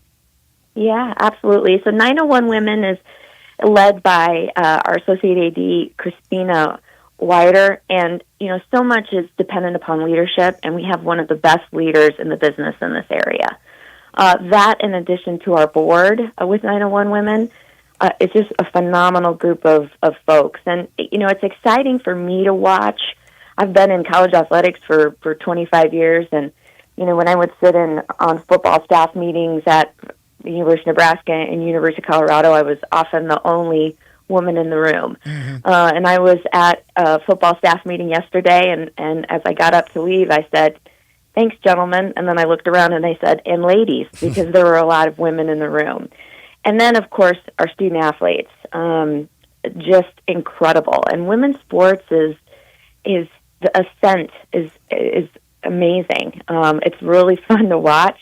We've seen it on a national basis, but even here at Memphis, our young ladies are so impressive. And then in addition to that, just our fans and our donors have a deep commitment to women's sports. And we're always so grateful to all those folks and all those people that have a commitment to women's sports and do it not just in words but in action. So we're very grateful to everybody. Pretty much everybody last year especially saw what Caitlin Clark and the just the number of eyeballs that were on the women's Final Four, women's sports as a whole. Has the NCAA, have you been able to continue that growth off of what that Caitlin Clark effect was last year and over the last couple of years? Oh, yeah, absolutely. I think both at the NCAA level and locally, you just see the continued growth. I think people get a little disappointed when you don't have that red-hot superstar that's on TV, and they think, well, have we backtracked a little bit? But what I've seen and what we see here at Memphis is that the growth is across all sports, and while you might not have that singular focus on a singular individual, people really take women's athletics seriously. I know we do here at Memphis. Ed says all the time, we have to do more for our women. We have to do more for our women. And the other thing, too, is I think fans really enjoy the games. I've been to El Marone many, many times to watch the women's team. What a great group of fans and what a great environment. And what we hope to do is continue to build on that. Our attendance at women's basketball has increased this year, and we really want to build on that Caitlin Clark effect across all of our women's sports. I've had a chance to call a number of the women's games on ESPN Plus, and it's always a delight. First of all, I've noticed this in my career, and I've been around a long, long time. Is with women's sports. I talk about this always about boxing and MMA, which I've called throughout my career. That they don't leave nothing for chance. They come out and they want to compete from the get-go. And I think we're at a point now in 2025 where, with like the men, it's all about winning now. It's not, it's an inferior product. No, it's not fun to watch the women. No, it's now, are they good? If they're good, they're going to come out and they're going to watch them. If they're competitive, they're going to come out and watch them. And I think that's where we are. At least that's where we need to be. But I think personally that's where we are, Kathy. Would you agree or disagree as far as that's concerned? Oh, I would 100% agree. I couldn't agree more. When you're in El Marone and you watch that competition, they're good. It's not an inferior product at all. And that sort of stereotype, I think, has really gone by the wayside, not just in women's basketball, but across all sports. Women's soccer, oh my gosh. Fantastic. Women's soccer is absolutely incredible to watch.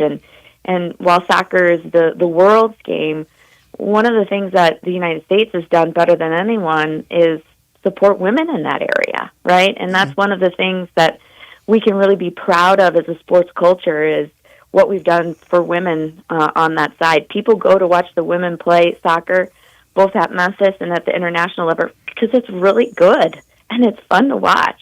So I couldn't agree more. We've seen, some renovations, things done at El Marone. With the soccer team, they've got with the Liza Light campaign that to raise money with the soccer facilities there. What things are being done on the facility side and through NIL and other things to, as you said, continue to grow the women's athletics? Yeah, absolutely. So our first and number one priority on the facility side is our women's soccer area and to improve the facilities there. We are determined to get shovels in the ground sooner rather than later so that we can really support our women's soccer program. It's incredibly successful. As you had mentioned, it's a great product, and that's really important to us. I actually just had this conversation the other day about Eliza's Light and the women's soccer facility. So that's first. Second is with the House settlement, right, and we're talking about bringing NIL in-house. We talk about the women's teams all the time. And how are we going to help our women's teams financially through name, image, and likeness to help raise the bar?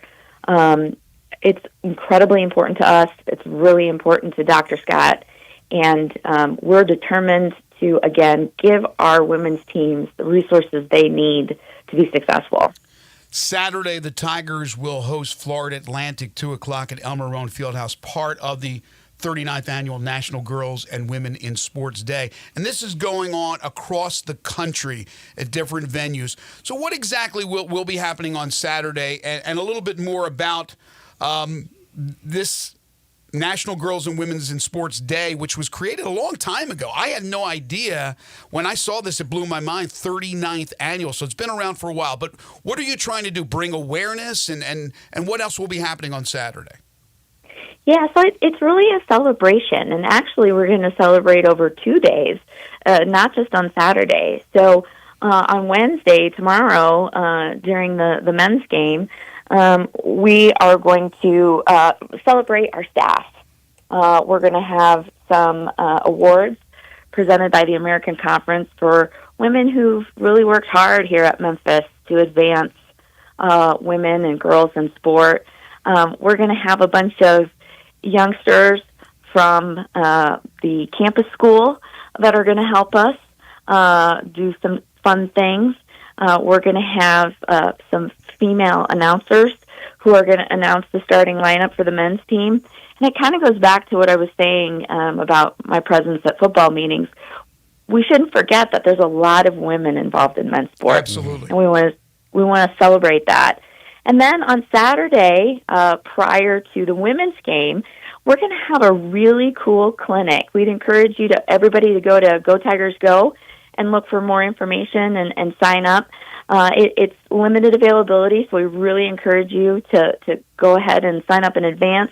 Where we're going to have our female student athletes and some other folks just do some fun sports stuff in the gym with folks who are 6th grade and under. And then we're all going to head to the game. We're going to have a giveaway, which is going to be a poster with all of our women's teams on it. That's the first time we've done a poster with all of our women's teams. And so we're really going to make it kind of almost a week-long celebration. We're going to do some fun things here in the athletic department for our staff, but we're really, really excited, and I'm really grateful to everyone who has helped us, our sponsors, coworkers, and people who have volunteered.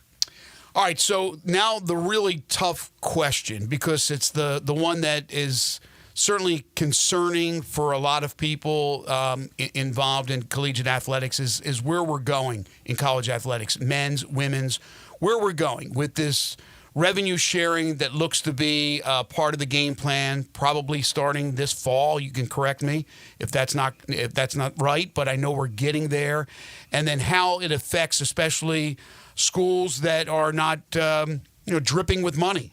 Certainly the University of Memphis is right in the middle of that, trying to find ways, added revenue streams. But where are we, Kathy, as far as that's concerned, as far as revenue sharing and how it affects not only the women, but really Memphis athletics as a whole? Yeah, so July 1 is the date. So April 7th will be the final hearing to finally approve House. We're optimistic that it'll be approved. Can't guarantee it, but we're optimistic. And then July 1 is when it all comes into effect.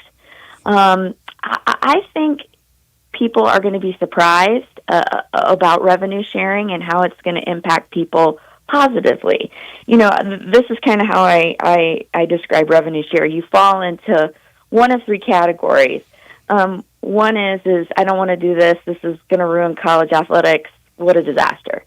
Category 2 is I don't want to do it, but we have to. And category 3 is this is an opportunity. This is an opportunity to get better for all teams, men's, women's, revenue-generating sports, non-revenue-generating sports. And Memphis, we're really approaching it in that last category. It's an opportunity. It's an opportunity to help our women's sports grow. It's an opportunity to help our football team and our men's basketball team grow and get better. And so we're actually really excited about it. It's challenging, right, because we're dealing with kind of legal issues now. We're shifting away from the NCAA in this category and now moving to, a court settlement, which sort of ups the stakes a little bit for everybody. But we're excited about it. We do a lot of planning about it. We meet frequently, and I feel like we're going to be just fine. Not only just fine, I feel like we're going to do very well. So earlier you were talking about when you need something answered from the NCAA, you could just pick up your phone and call people and they'll take your calls. Having been in the enforcement side of the NCAA and now out of that, do you feel people within other universities are a lot happier to hear from you nowadays? Yes, absolutely. Your calls from that side? Yes. I always would joke when I was on the enforcement staff, sometimes you'd have to call people for a question, not because you were going to begin an enforcement action. And I would pick up the phone and I would say, hey, this is Kathy Solenik. This is a friendly call. I'm not calling to get you in trouble. So you would just start out of the gate with that. It's funny, now that I'm away from the NCAA, you definitely get a different picture maybe of how people really feel.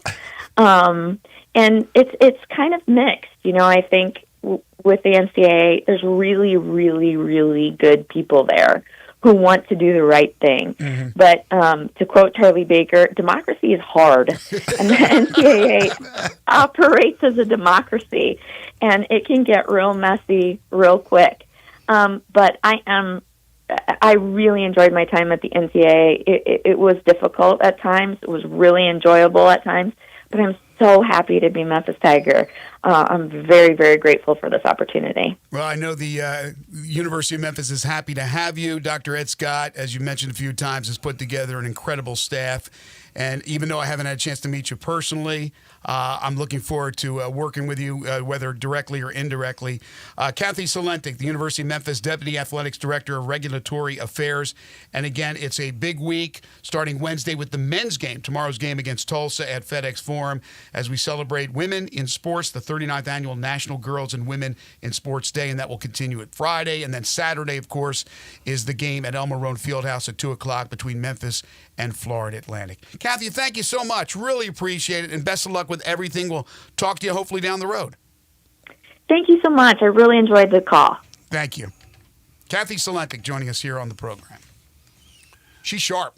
Sharpen for the University of Memphis. Probably good to have somebody who's been in the NCAA enforcement staff on campus to navigate the waters. Yeah, I was going to ask her, but I thought, it's probably not the right time to ask her this. Maybe in private. Have you ever personally had any dealings with the University of Memphis? There's been a few of them here in recent years. Have you ever talked to them about that? But, I mean, the confidence that she has, and that is also the confidence of Dr. Ed Scott and everybody else on that staff, of how they're going to handle revenue sharing. Because, again, with women's sports and why am I forgetting the women's equality? The Title IX. Title IX. With Title IX, that doesn't go away. So you still have to fulfill that, right? And certainly that's what's needed, and that's what everybody wants to hear happen. We're moving positive with women. We're moving in the right direction with women's sports. We're not going to go backwards. So Title IX still exists while revenue sharing comes into play, while you're still trying to raise money for NIL, while you're still trying to raise money for facilities. Man, that's a lot of stuff, and that's a lot of money. But, man, just hearing her and the confidence that it sounded like in what her answers were and in her voice makes me feel pretty good about where they're going in the future at the University of Memphis. Well, if you are moving in the future, or in the near future especially, and you need a company to help you with that move, to do that move for you, talk to the folks at Black Tie Moving. The best in the business. You don't want to try and do that move yourself. You want the professionals, and Black Tie Moving is the best you'll find. 901-316-6196. That's the phone number. You can go to blacktiemoving.com/Memphis as well. Talk to the folks at Black Tie to come up with a plan for your move, fitting your needs, fitting your budget, making sure your belongings are going to get where they're going without any issues, without any problems, and taking a lot of that stress and worry out of it for you. That's what it's all about.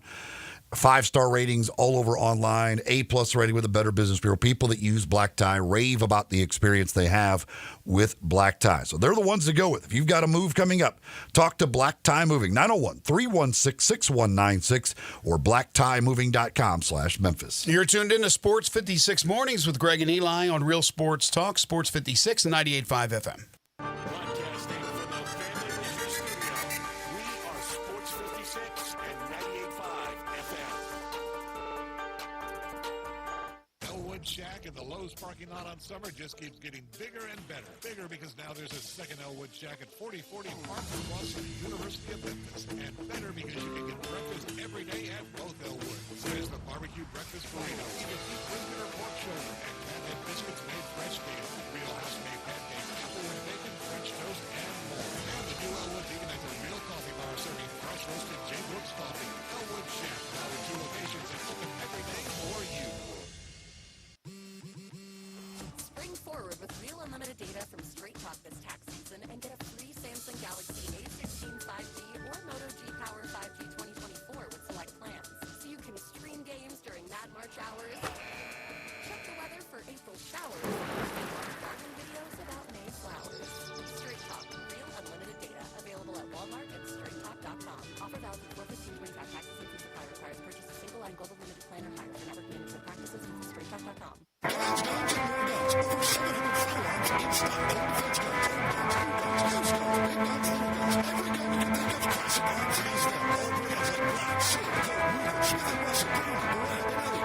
Winchester and more. Guaranteed lowest prices. All the gun imported in South. Free gun inspection. Free bar setting. Free upgrade.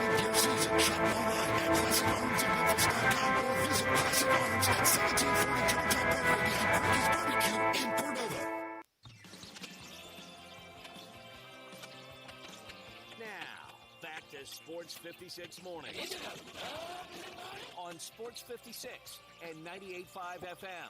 This hour brought to you by James Gaddis Jewelers. Here once again, Greg Gaston and Eli Savoy. Welcome back, everyone. 8:49 the time. Final segment here in Hour 2. Coming up in Hour 3, we'll get back into the Grizzlies conversation. Again, the Grizz winning last night over the Spurs, 128-109. And then Blake Topmeyer will join us from USA Today Network. That'll be at approximately 9:25. We can take your calls and texts as well on the Sissy's Log Cabin listener lines at 901-360-8255. Light night in the college ranks last night, but still a significant game in the top 25 with Kansas blasting Iowa State 69-52. So Iowa State, who had just had their long home court winning streak snapped, goes to Kansas, goes to Lawrence, and loses by 17. I still think they're a pretty good team, but certainly last couple of games, not that good for the Cyclones. For Kansas, nice victory. They had, they've been up and down. Kansas is a team that has all the potential. I think they've dealt with injuries. Dickinson has not been great. He's been good, very good, but he's not been great. And Kansas needs him to be great, I think, to make a legitimate run in a national championship. But a nice win, nevertheless, for Kansas and Bill Self. Yeah, I mean, coming off of that just disastrous collapse at Baylor, they certainly needed a bounce back. Now, Iowa State needed a bounce back, too. That's 3 straight losses for Iowa State. Oh, that's 3. And they have really struggled recently. So they're trying to get things back on track. You know, for Kansas, they've had Harris back the last couple of games now. So getting healthy. Kansas is still a dangerous team, there's no doubt, and no shame in the games that they've lost for the most part. But they're not quite right from what was expected of them, but certainly a team that is more than capable of making a long run when it comes to the NCAA tournament. Oh, this is sad news. This is before you were born, but you were born in 75, correct? 74. Okay, so right when the year you were born, John Shoemate. Folks my age or older remember John Shoemate. He played for Notre Dame, and he was a big part. The Irish are really, really good, and they upset UCLA. It snapped the Bruins' record 88-game winning streak. Sad news, he passed away at the age of 72, was announced by Notre Dame yesterday. He played at Notre Dame from 71 to 74, was a first-team AP All-America selection in 94. The Suns made Shoemate the number 4 pick in the 74 draft, and he played up until 1981 before becoming a coach at the college and pro levels. Didn't have the NBA career that many thought he would have, but he was a heck of a college basketball player. John Shoemate passing away. Tonight we mentioned Ole Miss with a big one as they host Kentucky.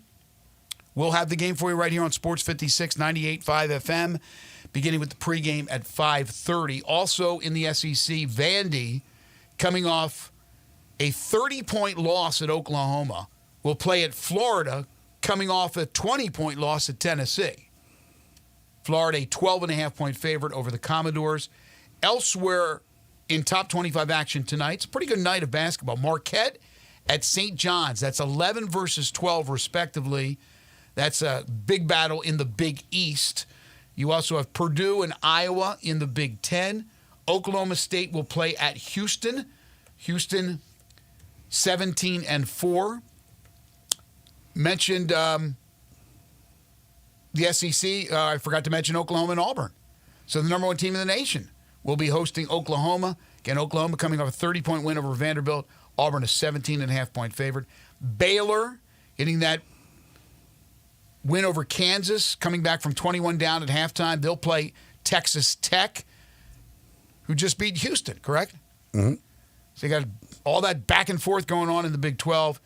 Also, Indiana at Wisconsin. Michigan State, which lost to USC, staying on the West Coast, will play UCLA, where the Bruins are a 2.5-point favorite. and also out west, Arizona and BYU. BYU very quietly has put together a really good year. They lost their head coach, Mark Pope, to Kentucky, but they've been a very tough out for a lot of teams in the Big 12, and they will play a red-hot Arizona team that comes in ranked number 20 in the nation.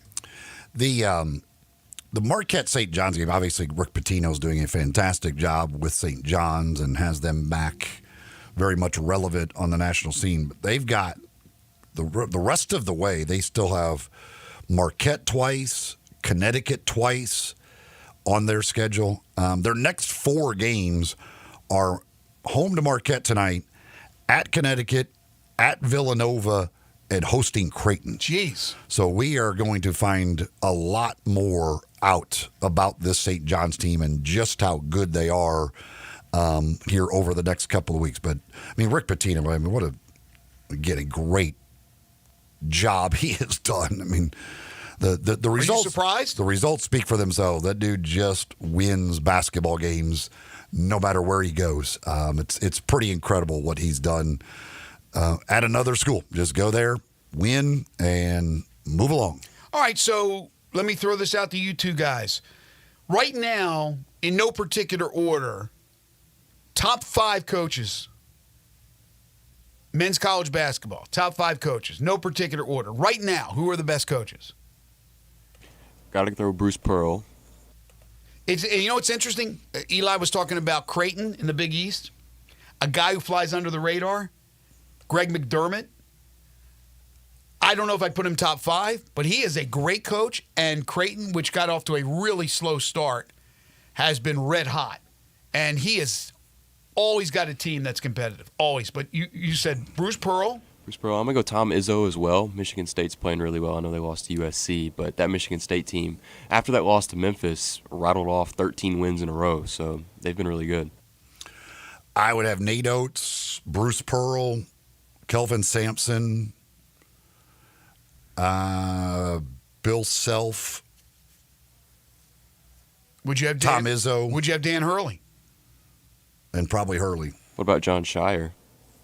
I don't know. He's done a good job, but I wouldn't put him up there yet. I think yet. he certainly has a chance. If they win a championship this year, certainly he puts himself into that conversation. See, why wouldn't you include Pitino? I mean, he's one of the legends, but he's also been great this year with St. John's. I mean, great. That program was in shambles. He's kind of on the back end of it. I don't know how much longer he wants to do it. I mean, I certainly wouldn't have a problem with Rick Pitino coaching my team right now, but if I'm thinking about like the future of it, I just don't know how much longer Rick Pitino's doing it. How about Matt Painter? He's a good one. Really good, but he's not a top 5 guy. Scott Drew? He was in my mind, but Baylor has been a little underwhelming this year. I know they just beat Kansas, so maybe they're turning things around. But I'll keep him off the top 5 for now. Okay. Mark Few kind of run his course.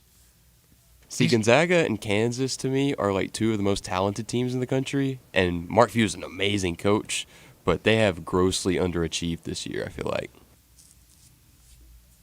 Okay. And that's a hard. In the end, it's a hard job. True. To keep, any of those jobs like that. Yes, he's done an amazing job. It's gonna be tough to maintain that level. Who else would you throw in there? Just kind of on the peripheral of the top 5, in your opinion. Anybody else that stands out to you? I think they're like. I think Chris Beard's an amazing coach. I was just going to bring up Chris Beard. In that. No, he's not top 5 category right now. I think Otzelberger at Iowa State's really good. I think Buzz Williams is really, really good. I think a guy who's on the move, and luckily for him, it looks like nothing's going to come of the allegations. But Todd Golden's a really good coach. He's not top 5, but he's a really, really good coach. There's a lot of good ones, and a lot of good ones that just recently decided that was it. Where would you put John Calipari? He's still got to be at the top, towards the top of the list, even with the struggles from this year. year one with Arkansas, but his resume speaks for itself at Kentucky and Memphis and all those other stops. Yeah, I mean, look, it's been not below average, but below what the expectations were with that team that he assembled at Arkansas. But then they go to Rupp and win that game with everything against him, all the odds against him, and they win that game at Rupp. That's a great win. We'll see if that kind of spurs on Arkansas to really get their act together and make a run now in the SEC, because they're going to need to pick up some big wins to get in the right now. Are they in or out? Like, I haven't looked at a bracketology this week. That win put them in. So yeah. I don't understand how to me, they still should be well out. That's what I said. Their list of wins is outside of that win. It's the Michigan win. That's it. Well, I thought they were definitely out. And I don't understand how. I mean, again, it does speak somewhat to probably where we are with the bubble, but I mean, they have Georgia's their third best win, a home win against Georgia. Real quick, I know we're up against the clock. I was looking at a list CBS Sports put together of top coaches. All the ones you named are right there. And this was from, I think, a year ago or 2 years ago. It was Tony Bennett they had on the list, so before Tony Bennett stepped down. But they also included Mick Cronin, Eric Musselman, who's now at USC, Tommy Lloyd, Arizona. I think we're stretching now. Shaka Smart's a good coach at Marquette. Randy Bennett, I like at St. Mary's. And there's Greg McDermott I mentioned. But again, top five? No. They're great, but not top five. All right, we'll take a break. We'll come back. Hour 3 on the way. This is Sports 56 Mornings with Greg and Eli on Real Sports Talk, Sports 56 and 98.5 FM.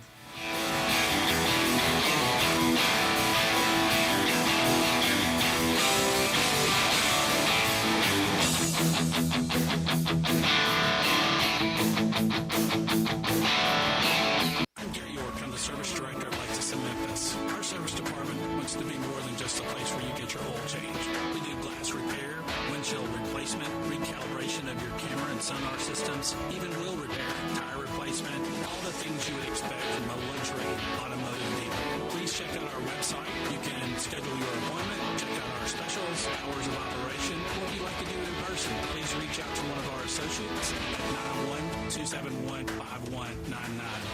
Drivers who switch and save with Progressive could save hundreds. With that kind of money,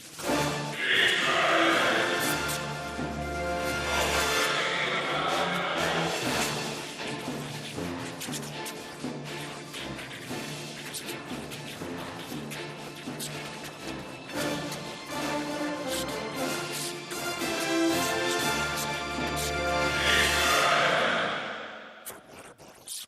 Progressive Casualty Insurance Company affiliates not available in all states. Potential savings will vary. Someone had a birthday. Yep, 50. Can't believe it. 50 years of wisdom. Great segue. We have health news, a CDC update. Pneumococcal vaccination is now recommended for adults 50 or older. Says here, we're over 6 times more likely to be hospitalized with pneumococcal pneumonia than adults under 50. I don't love those odds. Same.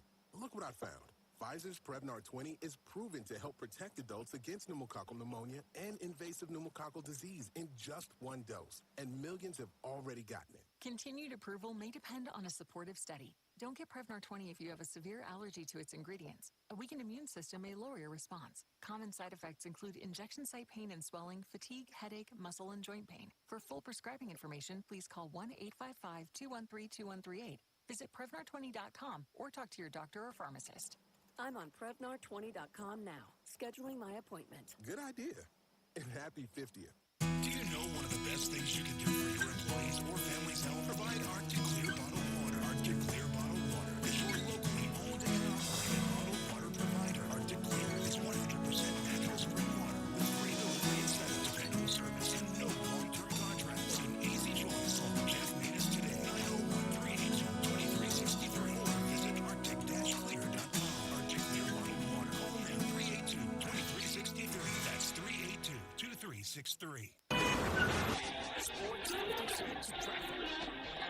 Good morning. Still a little bit of traffic coming off Bill Morris Parkway, 385 on to 240. We did have a couple of wrecks earlier over there near Mount Moriah as traffic continues to build down I-40 westbound, passing Germantown Parkway all the way down to Witten Road there at Sycamore View Road.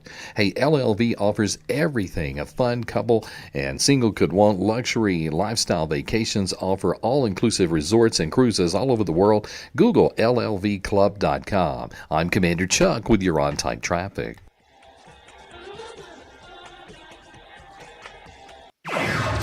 Sports 56, WHBQ Memphis, and W253DF Memphis with John Harden. Weekdays from 11 to 1. Now back to Sports 56 mornings on Sports 56.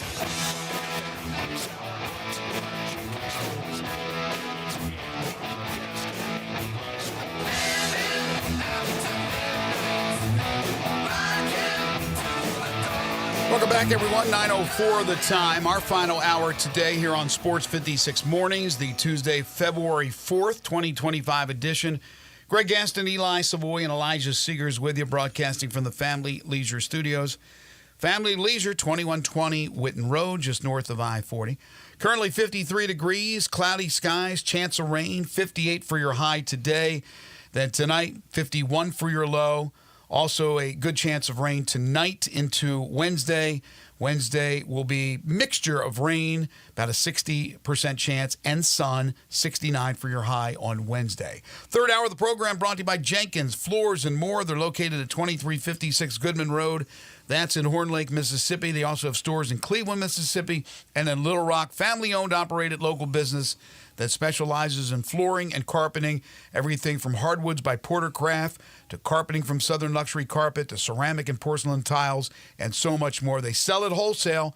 Skip the middleman, save you lots of money in the process. So for both residential and commercial, homeowners, contractors, do yourself a favor, see what Jenkins Floors and More has to offer. They will install. They'll do so in an unheard of 2-week turnaround. So they'll come to you. They'll give you a free estimate. They'll show you different samples. They'll get the job done in 2 weeks. Or if you do it yourself, more power to you. Take advantage of the wholesale prices. Financing is available at Jenkins Floors and More. Stop by and see them at 2356 Goodman Road in Horn Lake in their showroom, or give them a call at 662-469-9350. They're open Monday through Saturday. Make sure you Sports 56 listeners out there, you ask for your family discount at Jenkins Floors and More. We're going to get back into the Grizzlies here in just a second. Goodell spoke yesterday. Was it yesterday? Yes. And did somebody just come out and ask him whether or not, like, the officials were cheating for the Chiefs or something to that effect? Because he says it's absolutely ludicrous, ridiculous what is being asked here. I don't know. I watched a tiny little bit of his press conference, but I did not see much of it. Of course, no surprise, right? We've been to Super Bowls. We've covered Super Bowls, some of the questions that are asked. But, again, Pat Mahomes may get the quick whistle. Quarterbacks in general, they're going to take care of, not just Pat Mahomes. So it may look like he's getting favoritism from the officials. If you think that's happening, you're nuts. And it will be more of that narrative the more they win, especially if they win 3 in a row. If there's something that weird that happened on one play this Sunday and the Chiefs win, that's what we'll be talking about the most come Monday. But again, somebody asked that question. I don't know how they phrased it. And Goodell just basically saying what most of us believe, which is the truth, that's ridiculous. Absolutely ludicrous. All right, the Grizzlies, nothing ridiculous about what they're doing. They're winning basketball games, and they're thumping teams. And they beat the Spurs last night, 128-109. Ja Morant did return. 25 points, 4 of 6 from 3, 11 assists in 29 minutes. I've come to the conclusion that with Ja, it's load management. He's missing games because, yeah, he might be tweaked a little bit and there might be this or that, but they're making sure that they have him ready for the postseason. I don't think there's anything wrong with that. Not at all. But you have to disguise it. You have to mask it, if you will. I'm not saying that the shoulder wasn't banged in practice. I'm not saying they're lying. They're just using these injuries to be able to keep him out a little longer than usual because it's less wear and tear on the guy for the postseason. But when he came back last night, it was like he hadn't missed a beat. The shoulder, you wouldn't even know it. He looked great. Jaren Jackson Jr. has been on some kind of run, 31 points, 6 rebounds. And then G.G. Jackson. As you said in hour one, G.G. since his return, hasn't done much. He's been bad. Last night he looked great.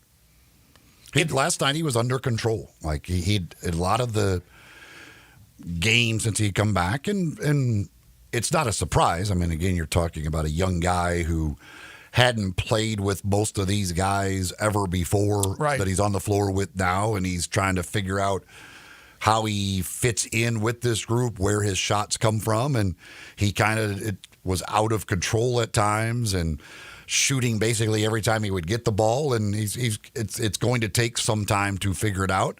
Them getting used to playing with him and him getting used to playing with them. And he and Ja hooked up a lot last night, and he just seemed overall more comfortable and under control. Well, how many times have you and I, and especially with the Michael Cole, joins us every Wednesday, will be with us tomorrow, talk about, well, what happens if they're all healthy? That maybe G.G. Jackson isn't part of the rotation. But I think the more and more he's getting back into the form that we saw last year, albeit with a team that was decimated by injuries, he's just too productive not to have him in the rotation. So who comes out? What do they do? How deep does the rotation go? And then the news yesterday, the injury list with Marcus Smart and Vince Williams being upgraded from out to doubtful means questionables on the horizon, which means their return's on the horizon. And the injury for Des Bane is a foot strain, and according to Coach Jenkins, will miss a little bit of time. So we don't expect him to be out much longer. So we are, knock on wood, coming close to that point where the most of the team is healthy. I know Brandon Clark missed this game, but we've been waiting. We've been wondering what would happen when the team was entirely healthy. And there is a chance here soon that it will happen. Again, with the Grizzlies, you really have to knock on wood. What will happen with the rotation? How deep will Taylor go? I'm so curious to see what happens with that. But G.G. Jackson, with games like last night, puts himself back in the mix. Yeah, if he plays like that, certainly you want to find a spot for him in the rotation. How do they, with Smart and Williams, how do they kind of work them back in as far as the rotation is concerned? But there could be some guys gone. Could be. By Thursday. Could be. So that may sort it out a little bit. But if not, if they don't make any move and this is what's going forward, that those wing positions, how that rotation ends up going will be very interesting. If you've got once Bane is healthy again, if you've got Bane and Kennard and Wells and G.G. and Williams and Smart, all of these guys healthy, I don't know for sure exactly how they will try and manage that rotation. Did you even mention LaRavia? No, because I don't believe he'll be part of the rotation. I don't think he will either, but he has been solid all year long. So aside from your boy, Cam Johnson. I didn't mention John Conchar either. You're not getting jitty with it? All right, so aside from Cam Johnson, who you would love for them to acquire, what do they need? What do they need? Obviously, they have a glutton of certain positions, especially some of those wings. They have depth everywhere on this team. But what do they specifically need to be better? To be able to, and we're going to see Oklahoma City come in on Saturday. and they've been playing great, and that's even without Chet Holmgren. But to compete with Boston, if they got to the NBA Final, or Oklahoma City, or some of these other teams that are certainly looking to add pieces, what does Memphis need to help them improve? Exactly what Cam Johnson is. Size, athleticism, shooting on the wing from a proven player.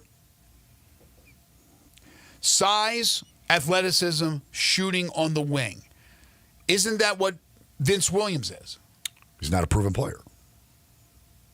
And he's not nearly the shooter that Cam Johnson is. Have we overestimated Vince Williams? We have no idea. We don't know about Vince Williams. We don't know about any of these guys, especially in playoffs. They haven't been there. We've seen Vince Williams in a terrible team that he got a bunch of minutes that he normally wouldn't have gotten. And same with GG. I mean, Jalen Wells is at least doing it with this starting lineup. But again, he's a rookie, a second-round pick. I mean, I trust a guy like Cam Johnson a hell of a lot more in the playoffs than I trust any of these guys in their first playoff opportunities. I think that's a fair point. And he's just a better shooter than all of them. I think it's a fair point. But we, not meaning you and me, but we as a city that follow and cover and, for fans, root for the Grizzlies, we kind of anointed Vince Williams as this great 3-and-D guy. Because he started to make some threes on that team last year that I think you had a 10-day contract, if I'm not mistaken. Vince is a really good defensive player. I have no doubts about his defensive ability. But can he consistently hit threes? But we don't know what any of these guys are in those types of situations. How good? I've seen Vince more than some of the others because I saw, he played a lot with the hustle. But, again, when he wants to, and he is. When he got the opportunity with the Grizzlies, he fully embraced that role of being a defensive stopper. He has the ability to be really, really good on the defensive end. Overall, who's better? Jalen Wells, or Vince Williams? I don't know. Because Wells has turned into a really good perimeter defender. And he shoots the three pretty consistent. Again, last night was one of those rare games where he was there, he was on the court, but didn't do much. Maybe they didn't need him that much. But that's, these are the questions that have to be asked and will be asked by the coaching staff to each other when they're going, well, we can't play 15 guys. Who gives us the best chance here? Who's the best starter? Who's the best off the bench? Here's the thing. Even though by the time the playoffs come, the rookies have basically played a year. They're a year in, right? They're not playing their first game. They're a year in, but it's their rookie season technically. But the fact of the matter is, they've been running with two rookies in the starting lineup. Will we see two rookies in the starting lineup come playoff time? I would hope not. I just don't think that's a way to win in the playoffs. The playoffs are a different animal, different beast. And I just don't think that's the way. I don't have a lot of confidence in making a long run with two rookies in the starting lineup. So you feel that the situation is too big for them? It's will just, be just too a big different for them? game. It's going to be it's different. The game changes, and so this just situations they've never been in. The other teams are playing, guys more minutes. You're going to get the best from they're playing their best guys more minutes. All that stuff. You don't get they play harder and guys just play harder in the postseason. I just don't trust a starting lineup with two rookies in the postseason. There's this, and I don't remember who talked about it or who had it or whatever. This idea that if the Grizzlies. With the Nets, the idea that the Grizzlies like Day'Ron Sharp along with Cam Johnson, and if the Grizzlies will there's a deal built around Marcus Smart and one of those young players that could get that deal done along with the draft pick. And, and I think the names they threw out there were either, I think it was GG, Vince, and I think Wells was the other one, maybe as one of the young, amongst that group, one of those guys being a possibility. If that is the case, like if that were out there as a possibility, the Grizzlies should do that in a heartbeat and say, take whichever one of them you want. I don't care. Whichever one of those three you want. It is interesting that... And I actually want Marcus Smart here for the playoffs. I would rather not have Marcus Smart involved in the deal. Mm-hmm. I would rather use Kennard contract. It's not as big as Smart's, but it is expiring, which Smart's is not. If you could get the deal done without including Marcus Smart, because I want Marcus Smart here for a playoff run. I think Marcus because he's Smart been there and done that. Could be very valuable to the Grizzlies in the postseason. So I don't want to give up that before you've even had a chance to see it. For that reason, right? Been there, done that, veteran player. He's just knows what the he's postseason's a playoff about. type player. Yeah. That's to me, playoff basketball is perfectly. Marcus Smart is perfectly suited for playoff basketball. Isn't it interesting though? The last week, 10 days, the Cam Johnson noise has deafened. It stopped. No, there's still people talking about Cam Johnson. I don't. Every time I see trade possibilities now, it's all kinds of. I mean, Michael Porter was one rumored, and now Malone's come out and he said they're not trading Porter, so that's not going to happen. The De'Aaron Fox thing, before that trade went down, started to make the rounds for a couple of days. Obviously, the Luka AD trade came out of nowhere. I haven't heard a lot. Well, most of the conversation is about Jimmy Butler because it's that's where the he's one. go. Yes. Yeah. But I mean, remember when Cam Johnson is still out there. Remember when they said, and again, when I say them, just it was out there in social media world that it was going to take the Jimmy Butler trade to ignite all the rest of the trades that were going to happen. Like that was going to be the one to start the domino effect. And it didn't happen. The domino effect started without Jimmy Butler, who's still in Miami. And then all of a sudden, these trades started to come down over the weekend, and the big one that hit. But now we're within a couple of days. And so there are teams out there, maybe not the Grizzlies, but there are teams out there that are absolutely looking to land somebody. The Warriors, the Suns, the Bucks may be involved. The Pacers may be involved. And the thing, too, with Cam Johnson, with the Nets, if they don't get the offer they're for, they don't have to trade him now. They could wait till the offseason. I mean, he's still got a couple years left on his contract, and it's a very favorable, fair contract. So they don't have to rush to sign him or to trade him. They can do it in the offseason where teams have a little more flexibility. If they don't get, they can kind of hold out for exactly what they want right now. And if they don't get it, then say, fine, we'll do something in the offseason, or we'll do it at the trade deadline next year or whatever.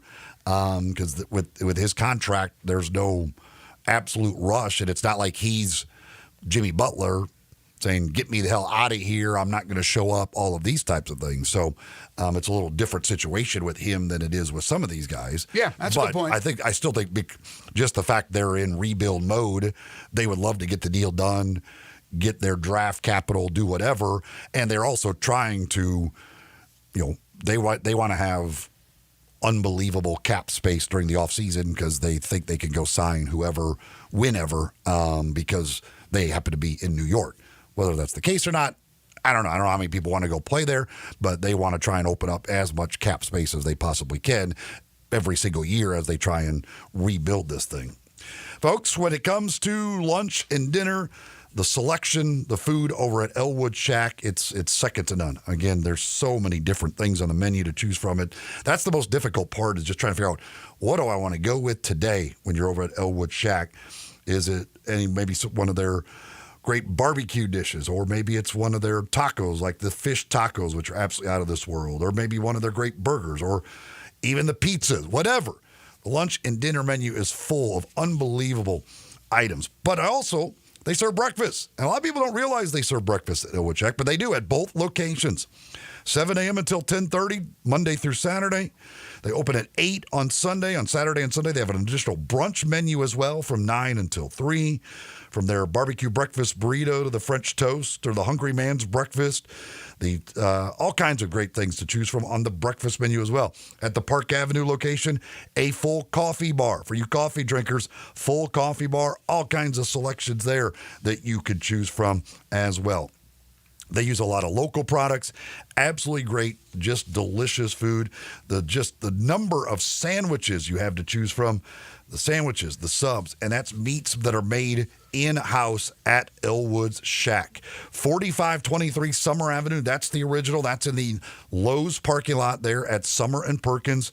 And then 4040 Park Avenue over there across the street from the U of M. That's the newer location. That's the big location they've got, again, with that full coffee bar, the Park Avenue location. You can go online. You can order online at elwoodsshack.com. 2 locations serving up great food for breakfast, lunch, and dinner.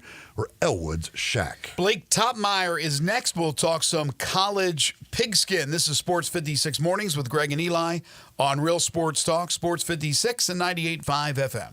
Broadcasting from the Family Leisure Studio, we are Sports 56 and 98.5 FM. Hey fellas, Bill Russell here at Russell Brothers Fine Jewelers. You know it's February, and that's the month to show your love. The question is, how are you going to let your most special lady know how much you care about her? It doesn't matter if your favorite girl has been your wife for 47 years, or if you're just getting started with a relationship that you hope has real possibilities. Since 1985, Memphis gentlemen have been coming to Russell Brothers Jewelers to pick out that perfect gift for their sweethearts, young men and older fellas alike. A ring, a bracelet, earrings, or a pendant, jewelry is always the best choice for her. Much better than candy that will be eaten in 3 days or flowers that will be tossed out in a week. Come see us at Russell Brothers Fine Jewelers. Let us gift wrap a present that will keep her smiling for a long time, and a present that tells her you care enough to give her the very best. Russell Brothers Fine Jewelers, 4646 Poplar in Perkins. Now is the perfect time to start on your next success. When you apply to University of Maryland Global Campus on February 12th, you'll pay no application fee. Accredited State University, UMGC offers online and hybrid courses. Plus, you can earn up to 90 credits toward a bachelor's for higher learning and work experience. Or transfer up to 12 credits toward a master's. Get your application fee waived on February 12th. Learn more at umgc.edu. Certified to operate in Virginia by Chef. Hungry for that delicious smash burger flavor? Dyer's Cafe is the original smash burger since 1912 and still smashing burgers in Collier's historic town square. Come out for their lunch specials Monday through Friday 11 to 2. Ask about the world famous split dog and authentic Chicago or New York dog. Try the leaner side of Dyer's with the grilled chicken sandwich or freshly made salad. Also serving lakes, raised catfish, pasquales, tamales, and a customer's favorite hand-breaded onion rings. Dyer's, serving world famous burgers, dogs, and shakes in Collier's historic town square.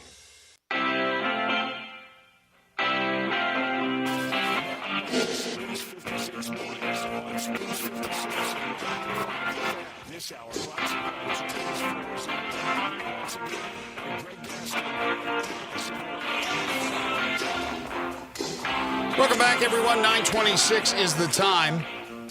We had some all-star action over the weekend in college football. We had the Senior Bowl, and it seems like the news has finally subsided. And then you have these coaching stories with Chip Kelly moving on from Ohio State, Jim Knowles moving on from Ohio State. It just never ends. And that means it keeps Blake Topmeyer awfully busy. He's the senior national college football columnist for the USA Today Network. He's been joining us every other week throughout the college football season. We'll put a wrap on the season today, but then, hopefully we'll have Blake on periodically when some big stories break, and then back in the fall with us. You can follow Blake on Twitter at @BTopmeyer. He joins us now on Sports 56 Mornings. Blake, how are you? I'm doing well. You guys? Doing good. Like I said, there's always stories. There's always going to be stories in college football. I wanted to start with this one. It does appear, according to everything I've read, that Nebraska and Matt Rule are going to do away with their spring game. Not because lack of players or there's flu going around or any of that stuff, but he's worried about showcasing players, the word gets out, and then tampering gets involved as they go after the players in the late portal signings. What do you think about that decision, and could that become something that we'll see from a lot of schools? I think spring football in general is just maybe a couple years away from being entirely reimagined. So, yeah, I don't think Matt Rule will be the last coach to cancel his spring game, and he wasn't the first either. If we recall last year, Lane Kiffin did away with the Ole Miss spring game to have sort of like a carnival at the stadium, and instead citing some of these same concerns. And even before tampering, coaches had concerns with spring games. They would worry that as spring games became more and more televised, at least on streaming services, that opposing coaches would use them as scouting opportunities. And, there's always been a concern about injuries in spring games. And now you add in the concern about a player, performing well and you open yourself up to tampering for that player. And I will say coaches have a tendency to be a little overly paranoid, but that doesn't mean that none of this goes on either. Right. It's kind of two things can be true at once. I think these guys are a little too paranoid, but also to a certain extent that this does happen. And so I think you will see more of this. But like I said, I think spring football is going to be reimagined in the future as the sport continues to go more to an NFL type model. I think like the summer OTA style workouts become more important. And I think things like a spring football game, let's face it, occurs 4 or 5 months before the season anyway. I think something like that becomes a little archaic. I mean, the sport has changed so much since, the importance of those spring games where, maybe winter conditioning wasn't as serious as it is now, or maybe summer OTAs weren't as serious as it is now, and you really needed spring practice and a spring game to get ready for the upcoming season. Now it's just like one date on the calendar that I don't really think to the coaches and to the programs is any more important than any of the other preparatory days for the season. Do you ever see us getting to the point where they play like one exhibition game? I don't think we're close to that. I think it would be good for the sport. I think it would be much more compelling for fans than what spring games have become. I don't know that I see it because I think the season is going to continue to lengthen. I don't see the season getting shorter. If anything, I think it's going to get longer. And so I don't know how much appetite there will be to add an exhibition game on top of that. But then also, like, some of these same concerns that we have now from a spring game would crop up over an exhibition game, right?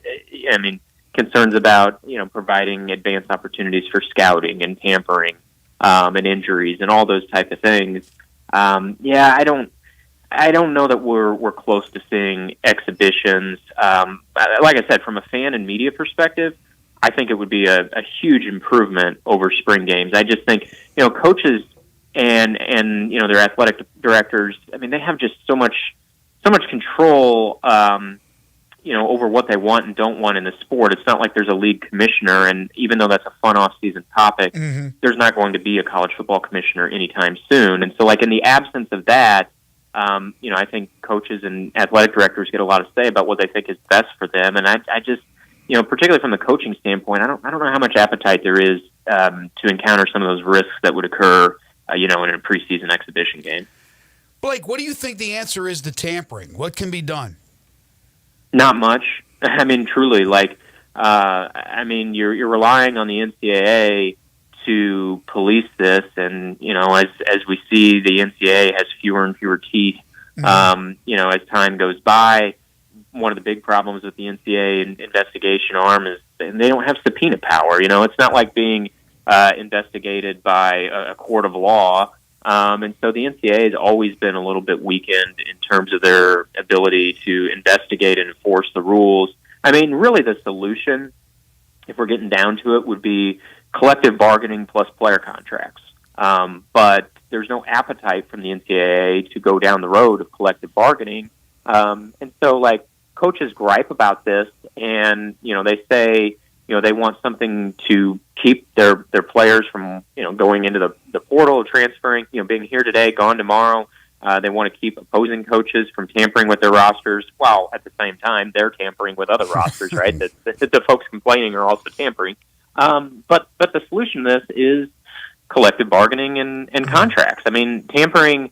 If you're under contract for the following season, there would be no point to tamper, right? I mean, you can't leave the roster at that point. But it's difficult to see us getting to that point. Like I said, without some collective bargaining, which the NCAA currently, and I mean not just currently, previously and currently has had no appetite for. The coaches who often say that they're really not, people don't really care, that the people running college football don't seem to care what they think about things, but they came up with that idea of the one portal window. That's their recommendation, whatever. Any chance that gets adopted? I think there's a chance, but if it does get adopted, I think they would be promptly sued. Again, I think anything to limit player movement without contracts and without collective bargaining is going to run into, and you're talking to someone here who's not a legal expert, relying on my minor in criminal justice, which isn't worth much. They don't actually give you a paper for that collegiate minor. And don't sell yourself short, Blake. But as we've seen time and time again, anytime the NCAA does something to try to limit player movement right now, they get hauled into court on an antitrust lawsuit, and typically they lose.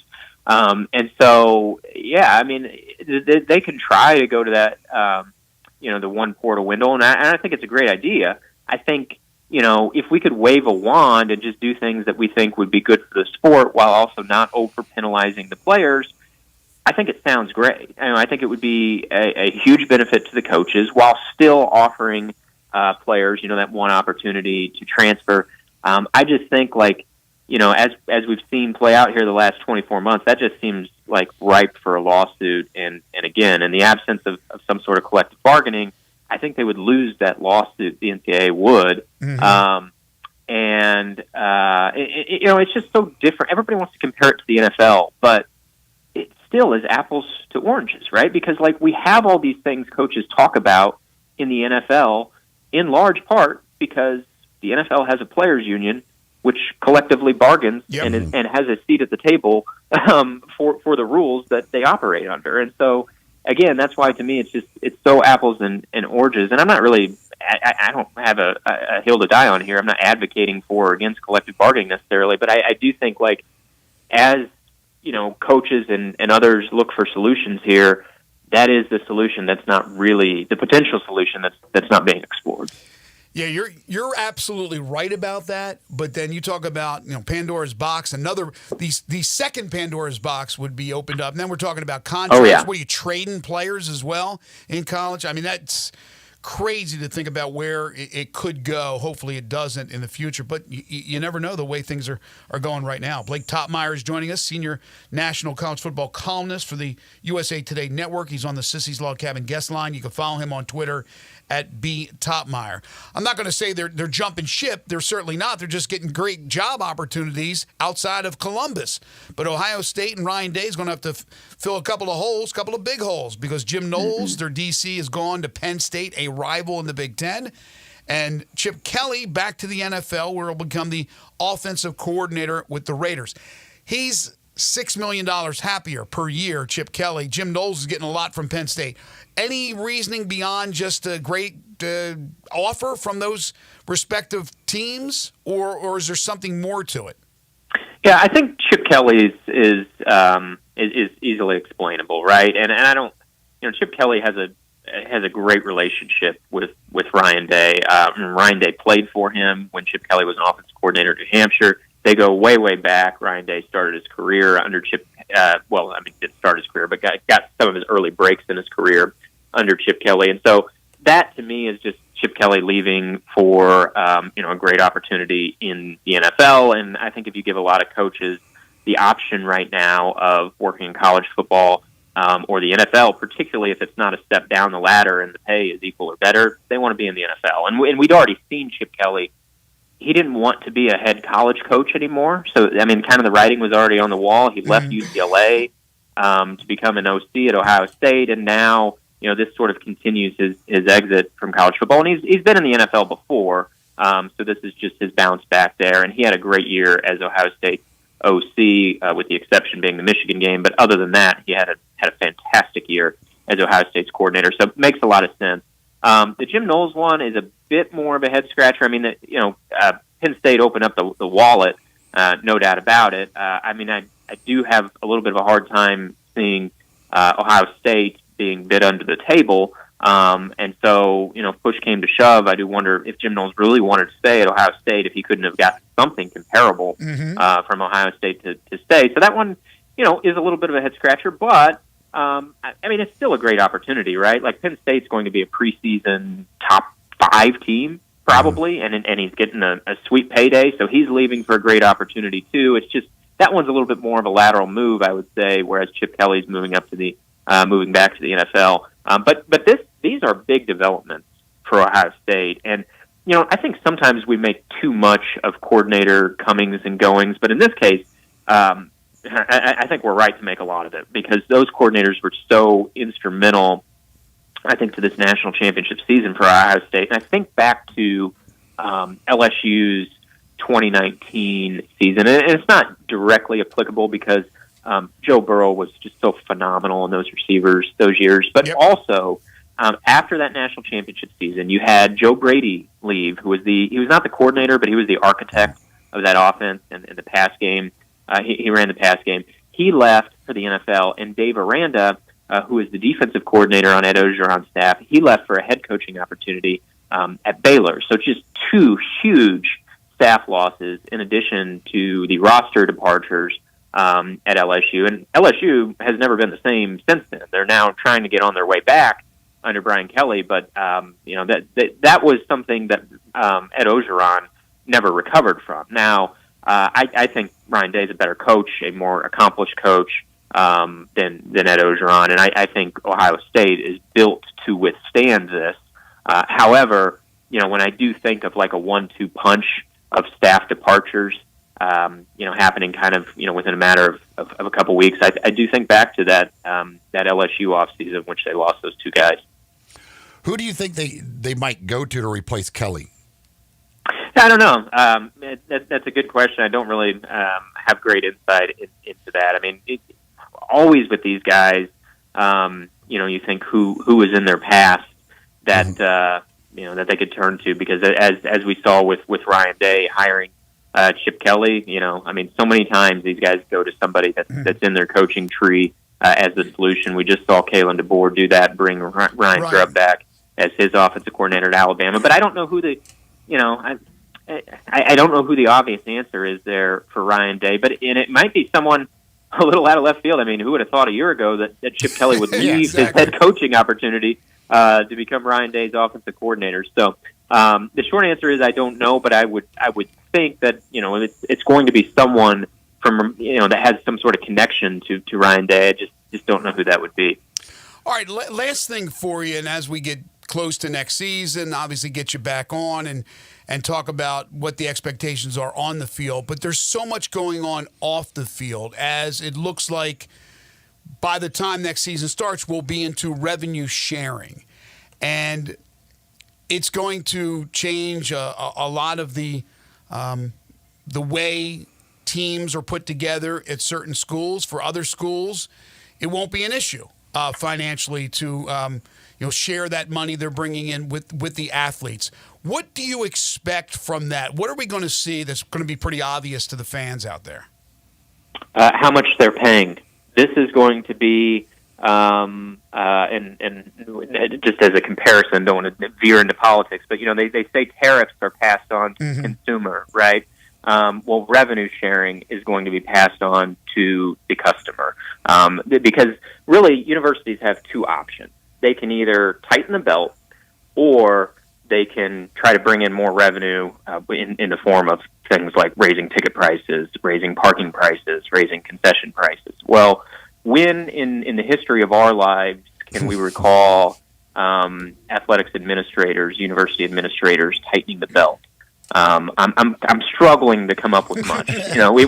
We wondered during that pandemic year whether athletics departments would tighten the belt, but as it turned out, I recall a lot of firings that year, a lot of buyouts that year, and then some subsequent pricey hires. My point being, when given the option, athletic departments never tighten the belt. They always pass on the costs, and they try to drive up revenue. So I think the biggest change fans are going to see, quite frankly, and I hate to say it, is your ticket prices, if they haven't already, they're probably going up. Your parking prices are probably going up. Your hot dog prices are probably going up. And the athletic departments are going to tell you, and there is some truth to this, that this is because they now have to share their revenue with the athletes. Now, could they find that money somewhere else without passing the cost on to the customer? Sure, I think you could bring in, some financial analysts in there that could probably come up with, brainstorm a number of ideas that help come up with that money. But the easiest way and the default way that athletic departments persistently turn to is to pass the cost on to the consumer, and that won't cover everything. We know media rights deals, continue to be very, very lucrative. We know the college football playoff is going to be incredibly lucrative. And so there are other revenue streams that continue to balloon. I think, we see that in the financial reports that are trickling out this winter. Revenue is going up in college sports. Expenses are also going up. We're not seeing any belt tightening to this point. And the reports that you're seeing right now, the financial reports, that doesn't account for revenue sharing with the athletes. So we already know that revenues are ballooning. They spend what they make every dollar and more. Typically, expenses are ballooning, and I expect to see both of those numbers to continue to rise. More revenues, some of that in the form of, like I said, is going to be passed on to the fans, and in turn, more expenses, some of that coming from revenue sharing with the athletes. Yeah, unfortunately, I think you're right on with that. If you want a competitive team out there, you want a competitive product, you're going to have to pay to help make sure that we have that kind of money to be able to support that. There's just a lot going on in the world of sports, and in particular, college football. And, of course, Blake has you covered at the USA Today Network. He's their senior national college football columnist. You can follow him on Twitter at @BTopmeyer. Blake, it's been another great season. We look forward to talking to you at times during the offseason when things certainly become pretty big that we need your expertise. And we thank you so much for being a part of our show. Yep, always good to talk to you guys. Thanks again. Thank you, Blake. So take your basketball skills to the next level. You can do so at Shoot 360 Memphis. Memphis is a revolutionary basketball training facility.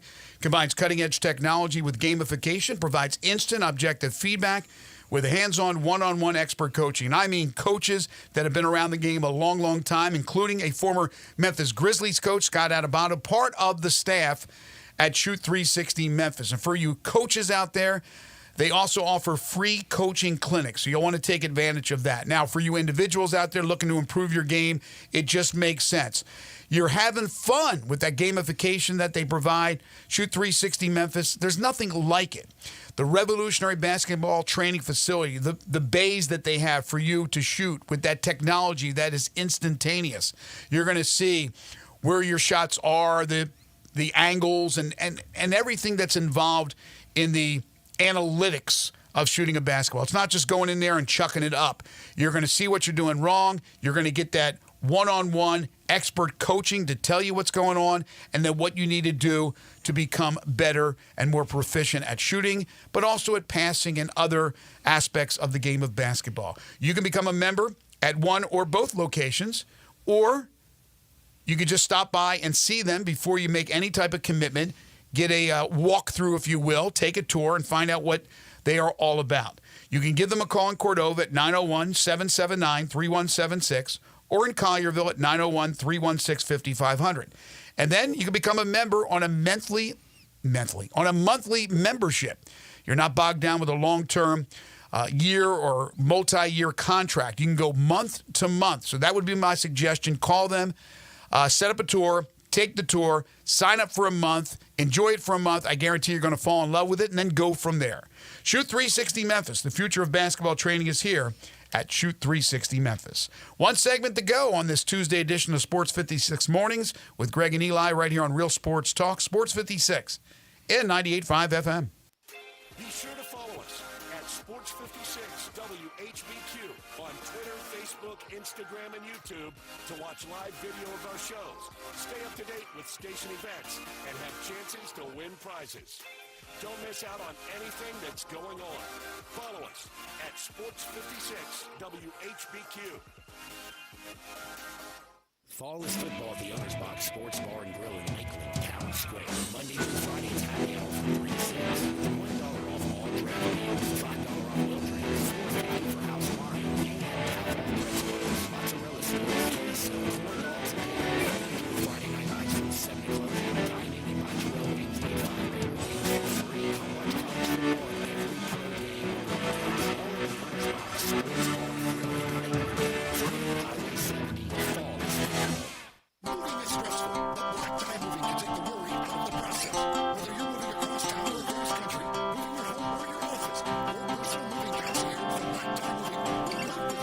moving across town or across country, moving your home or your office, your personal moving concierge from Black Tie Moving will work with you to design a moving that perfectly fits your budget and needs. And they're available 24/7 to answer any questions you have. Give Black Tie Moving a call at 901-316-6196 or go to blacktiemoving.com/Memphis to get your personal, no obligation quote from the moving experts at Black Tie Moving. At Jason's Deli, when you're dining in or picking up curbside, you can expect wholesome food and no surprises, just delicious sandwiches, crisp salads, and quick quality meals made with the freshest ingredients and no artificial trans fats, MSG, high fructose corn syrup, or artificial colors and dyes. Around here, a lot of thought goes into what we put into our food and what we take out of it, because you're not just taking a bite, you're getting a taste of who we are. New items are constantly being created to expand our menu for all tastes and special diets with vegan and gluten-free options available. Convenience and on-time delivery you can count on. It's just a click away at jasonsdeli.com, so whether you need to feed 5 people or 5,000, the team at Jason's Deli, they have the credentials and the commitment to keep you satisfied. Freshness is nearby at Jason's Deli with locations at Ridgeway in the Park Place Center, Poplar and Highland, Germantown Road in Cordova, and on Goodman Road in Olive Branch. Jason's Deli. It's wholesome food and no surprises. Now back to Sports 56 mornings on Sports 56 and 98.5 FM. This hour brought to you by James Ford School. Here once again are Greg Gaston and Eli School. We talk about the NCAA a lot with their weird rules that they've got and stuff like that. And they do. They got some dumb stuff. Yep, or lack thereof.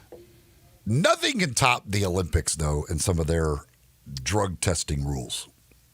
This story is bizarre. I don't comprehend this. A Belgian equestrian athlete has been disqualified from the Olympics last year for a testing for an banned substance. First of all, I know what you're going to say. When you're an equestrian athlete, shouldn't they? I don't care what the horse. It shouldn't be the horse. Like, I really, what can I take that makes me better at riding the horse? Right. Like, I'm actually surprised they're even tested, but nonetheless, they're tested. But the substance that he tested positive for, dorzolamide, I guess, I don't know how you pronounce it. They have concluded, and they believe that the way this got in his system was he was giving eye drops to his sick dog. And I guess got it on his hands. Doing so, this causes a positive test for this substance, which is a banned substance. And although they say it was fully accidental and all that, he still gets disqualified because he had it in his system. But here's the kicker to this. Had he put the eye drops in himself through his eyes, perfectly fine. But it's because he got this in his system in a way that it is not designed to go into your system, you get disqualified. But are dog eye drops supposed to go into a human? Well, I don't think so. But again, this substance is fine to be in you if it goes through your eyes. But through your hands, no, we can't accept that. You are disqualified because you got it on your hands while giving the eye drops to your dog. So, if he knew the I'm sure gigantic book of rules from the IOC, right? This is IOC. This isn't. Was he Belgium? You said. Yes. This isn't their rules. This is the IOC rules. If he knew of those rules, he could have easily said, no, I put them in my eye. I thought it would act just like human eye drops, or I accidentally put the wrong ones in. He would have been fine. But he admitted how it happened by giving the dog the drops. He's disqualified. It's stupid. Yeah, absolutely stupid. They say he was able to establish that he bore no fault or negligence for this. And still kick him out. But yet he gets disqualified. In fact, I don't, like, that is so bizarre to me. Like, you're... don't get me started. Again, he's riding a horse, first of all. Right. Like, I don't know, like getting some dog's eye drops on your hand, I can't imagine gives you this massive advantage in riding your horse better. Yeah, I'm with you. It's just, that is the weirdest thing I've seen.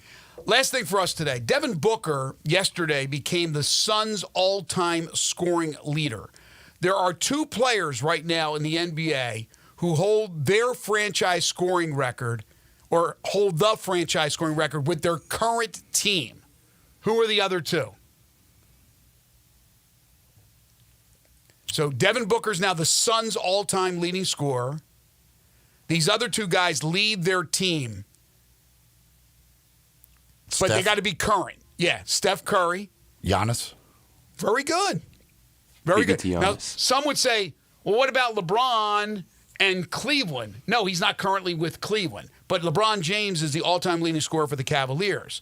For the L.A. Lakers, though, it's who? Who is it? Kareem Abdul-Jabbar. It's not. Yeah, I was wondering if Kareem actually held that or not. Because some of his points came in Milwaukee with the Bucks. Is it Magic? It's Kobe. Oh, that's right. Kobe Bryant, 33,000. Who is the Memphis Grizzlies' all-time scoring leader? Marc Gasol. No. Or Conley. It is Conley. Yeah. And Gasol holds both the records, but Conley is scoring. And Mike's is only, it's 11,000. I'm looking at some of these others. Man, there's like Tim Duncan's 26, almost 26,500 for the Spurs. Trying to see if there's any unusual ones here. Okay, Denver, it's not Jokic. It will probably be one day. Who is it? Got to go back a little bit. Alex English. Very good, Eli. For this, no, that's too easy, that one. This is a tough one. Who's the Brooklyn Nets' all-time leading scorer? Is it not Julius Erving? It is not the doctor. He's currently with the team in the NBA. James Harden? Nope. Well, I was going to say Vince Carter, but obviously that's not it. The Grizzlies recently played them.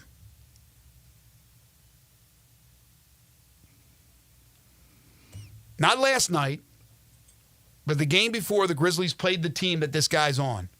And he's the all-time leading scorer for the Nets. This will win you a lot of bar bets. Brook Lopez? It's Brook Lopez.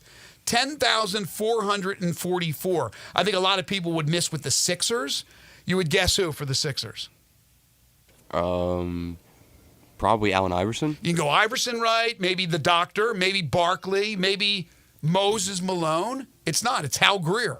21,596. How about the Magic all-time leading scorer? Dwight Howard. Very good. Yeah, I was going to say Howard would have to be the... It is Dwight Howard. And one last one for Oklahoma City? Russell Westbrook. Very good. Very good. Russell Westbrook, 18,859. That's going to do it for us today. I want to thank our guests, Kathy Salentik from the University of Memphis and Blake Topmeyer from USA Today Network. We're back tomorrow starting bright and early at 7 a.m. Among our guests tomorrow, Jerry Palm will get his latest bracketology. Where do the Tigers stand? Where does Ole Miss and Mississippi State stand? Tennessee, all that good stuff tomorrow with JP. To Michael Cole at 9:05 on the Grizzlies.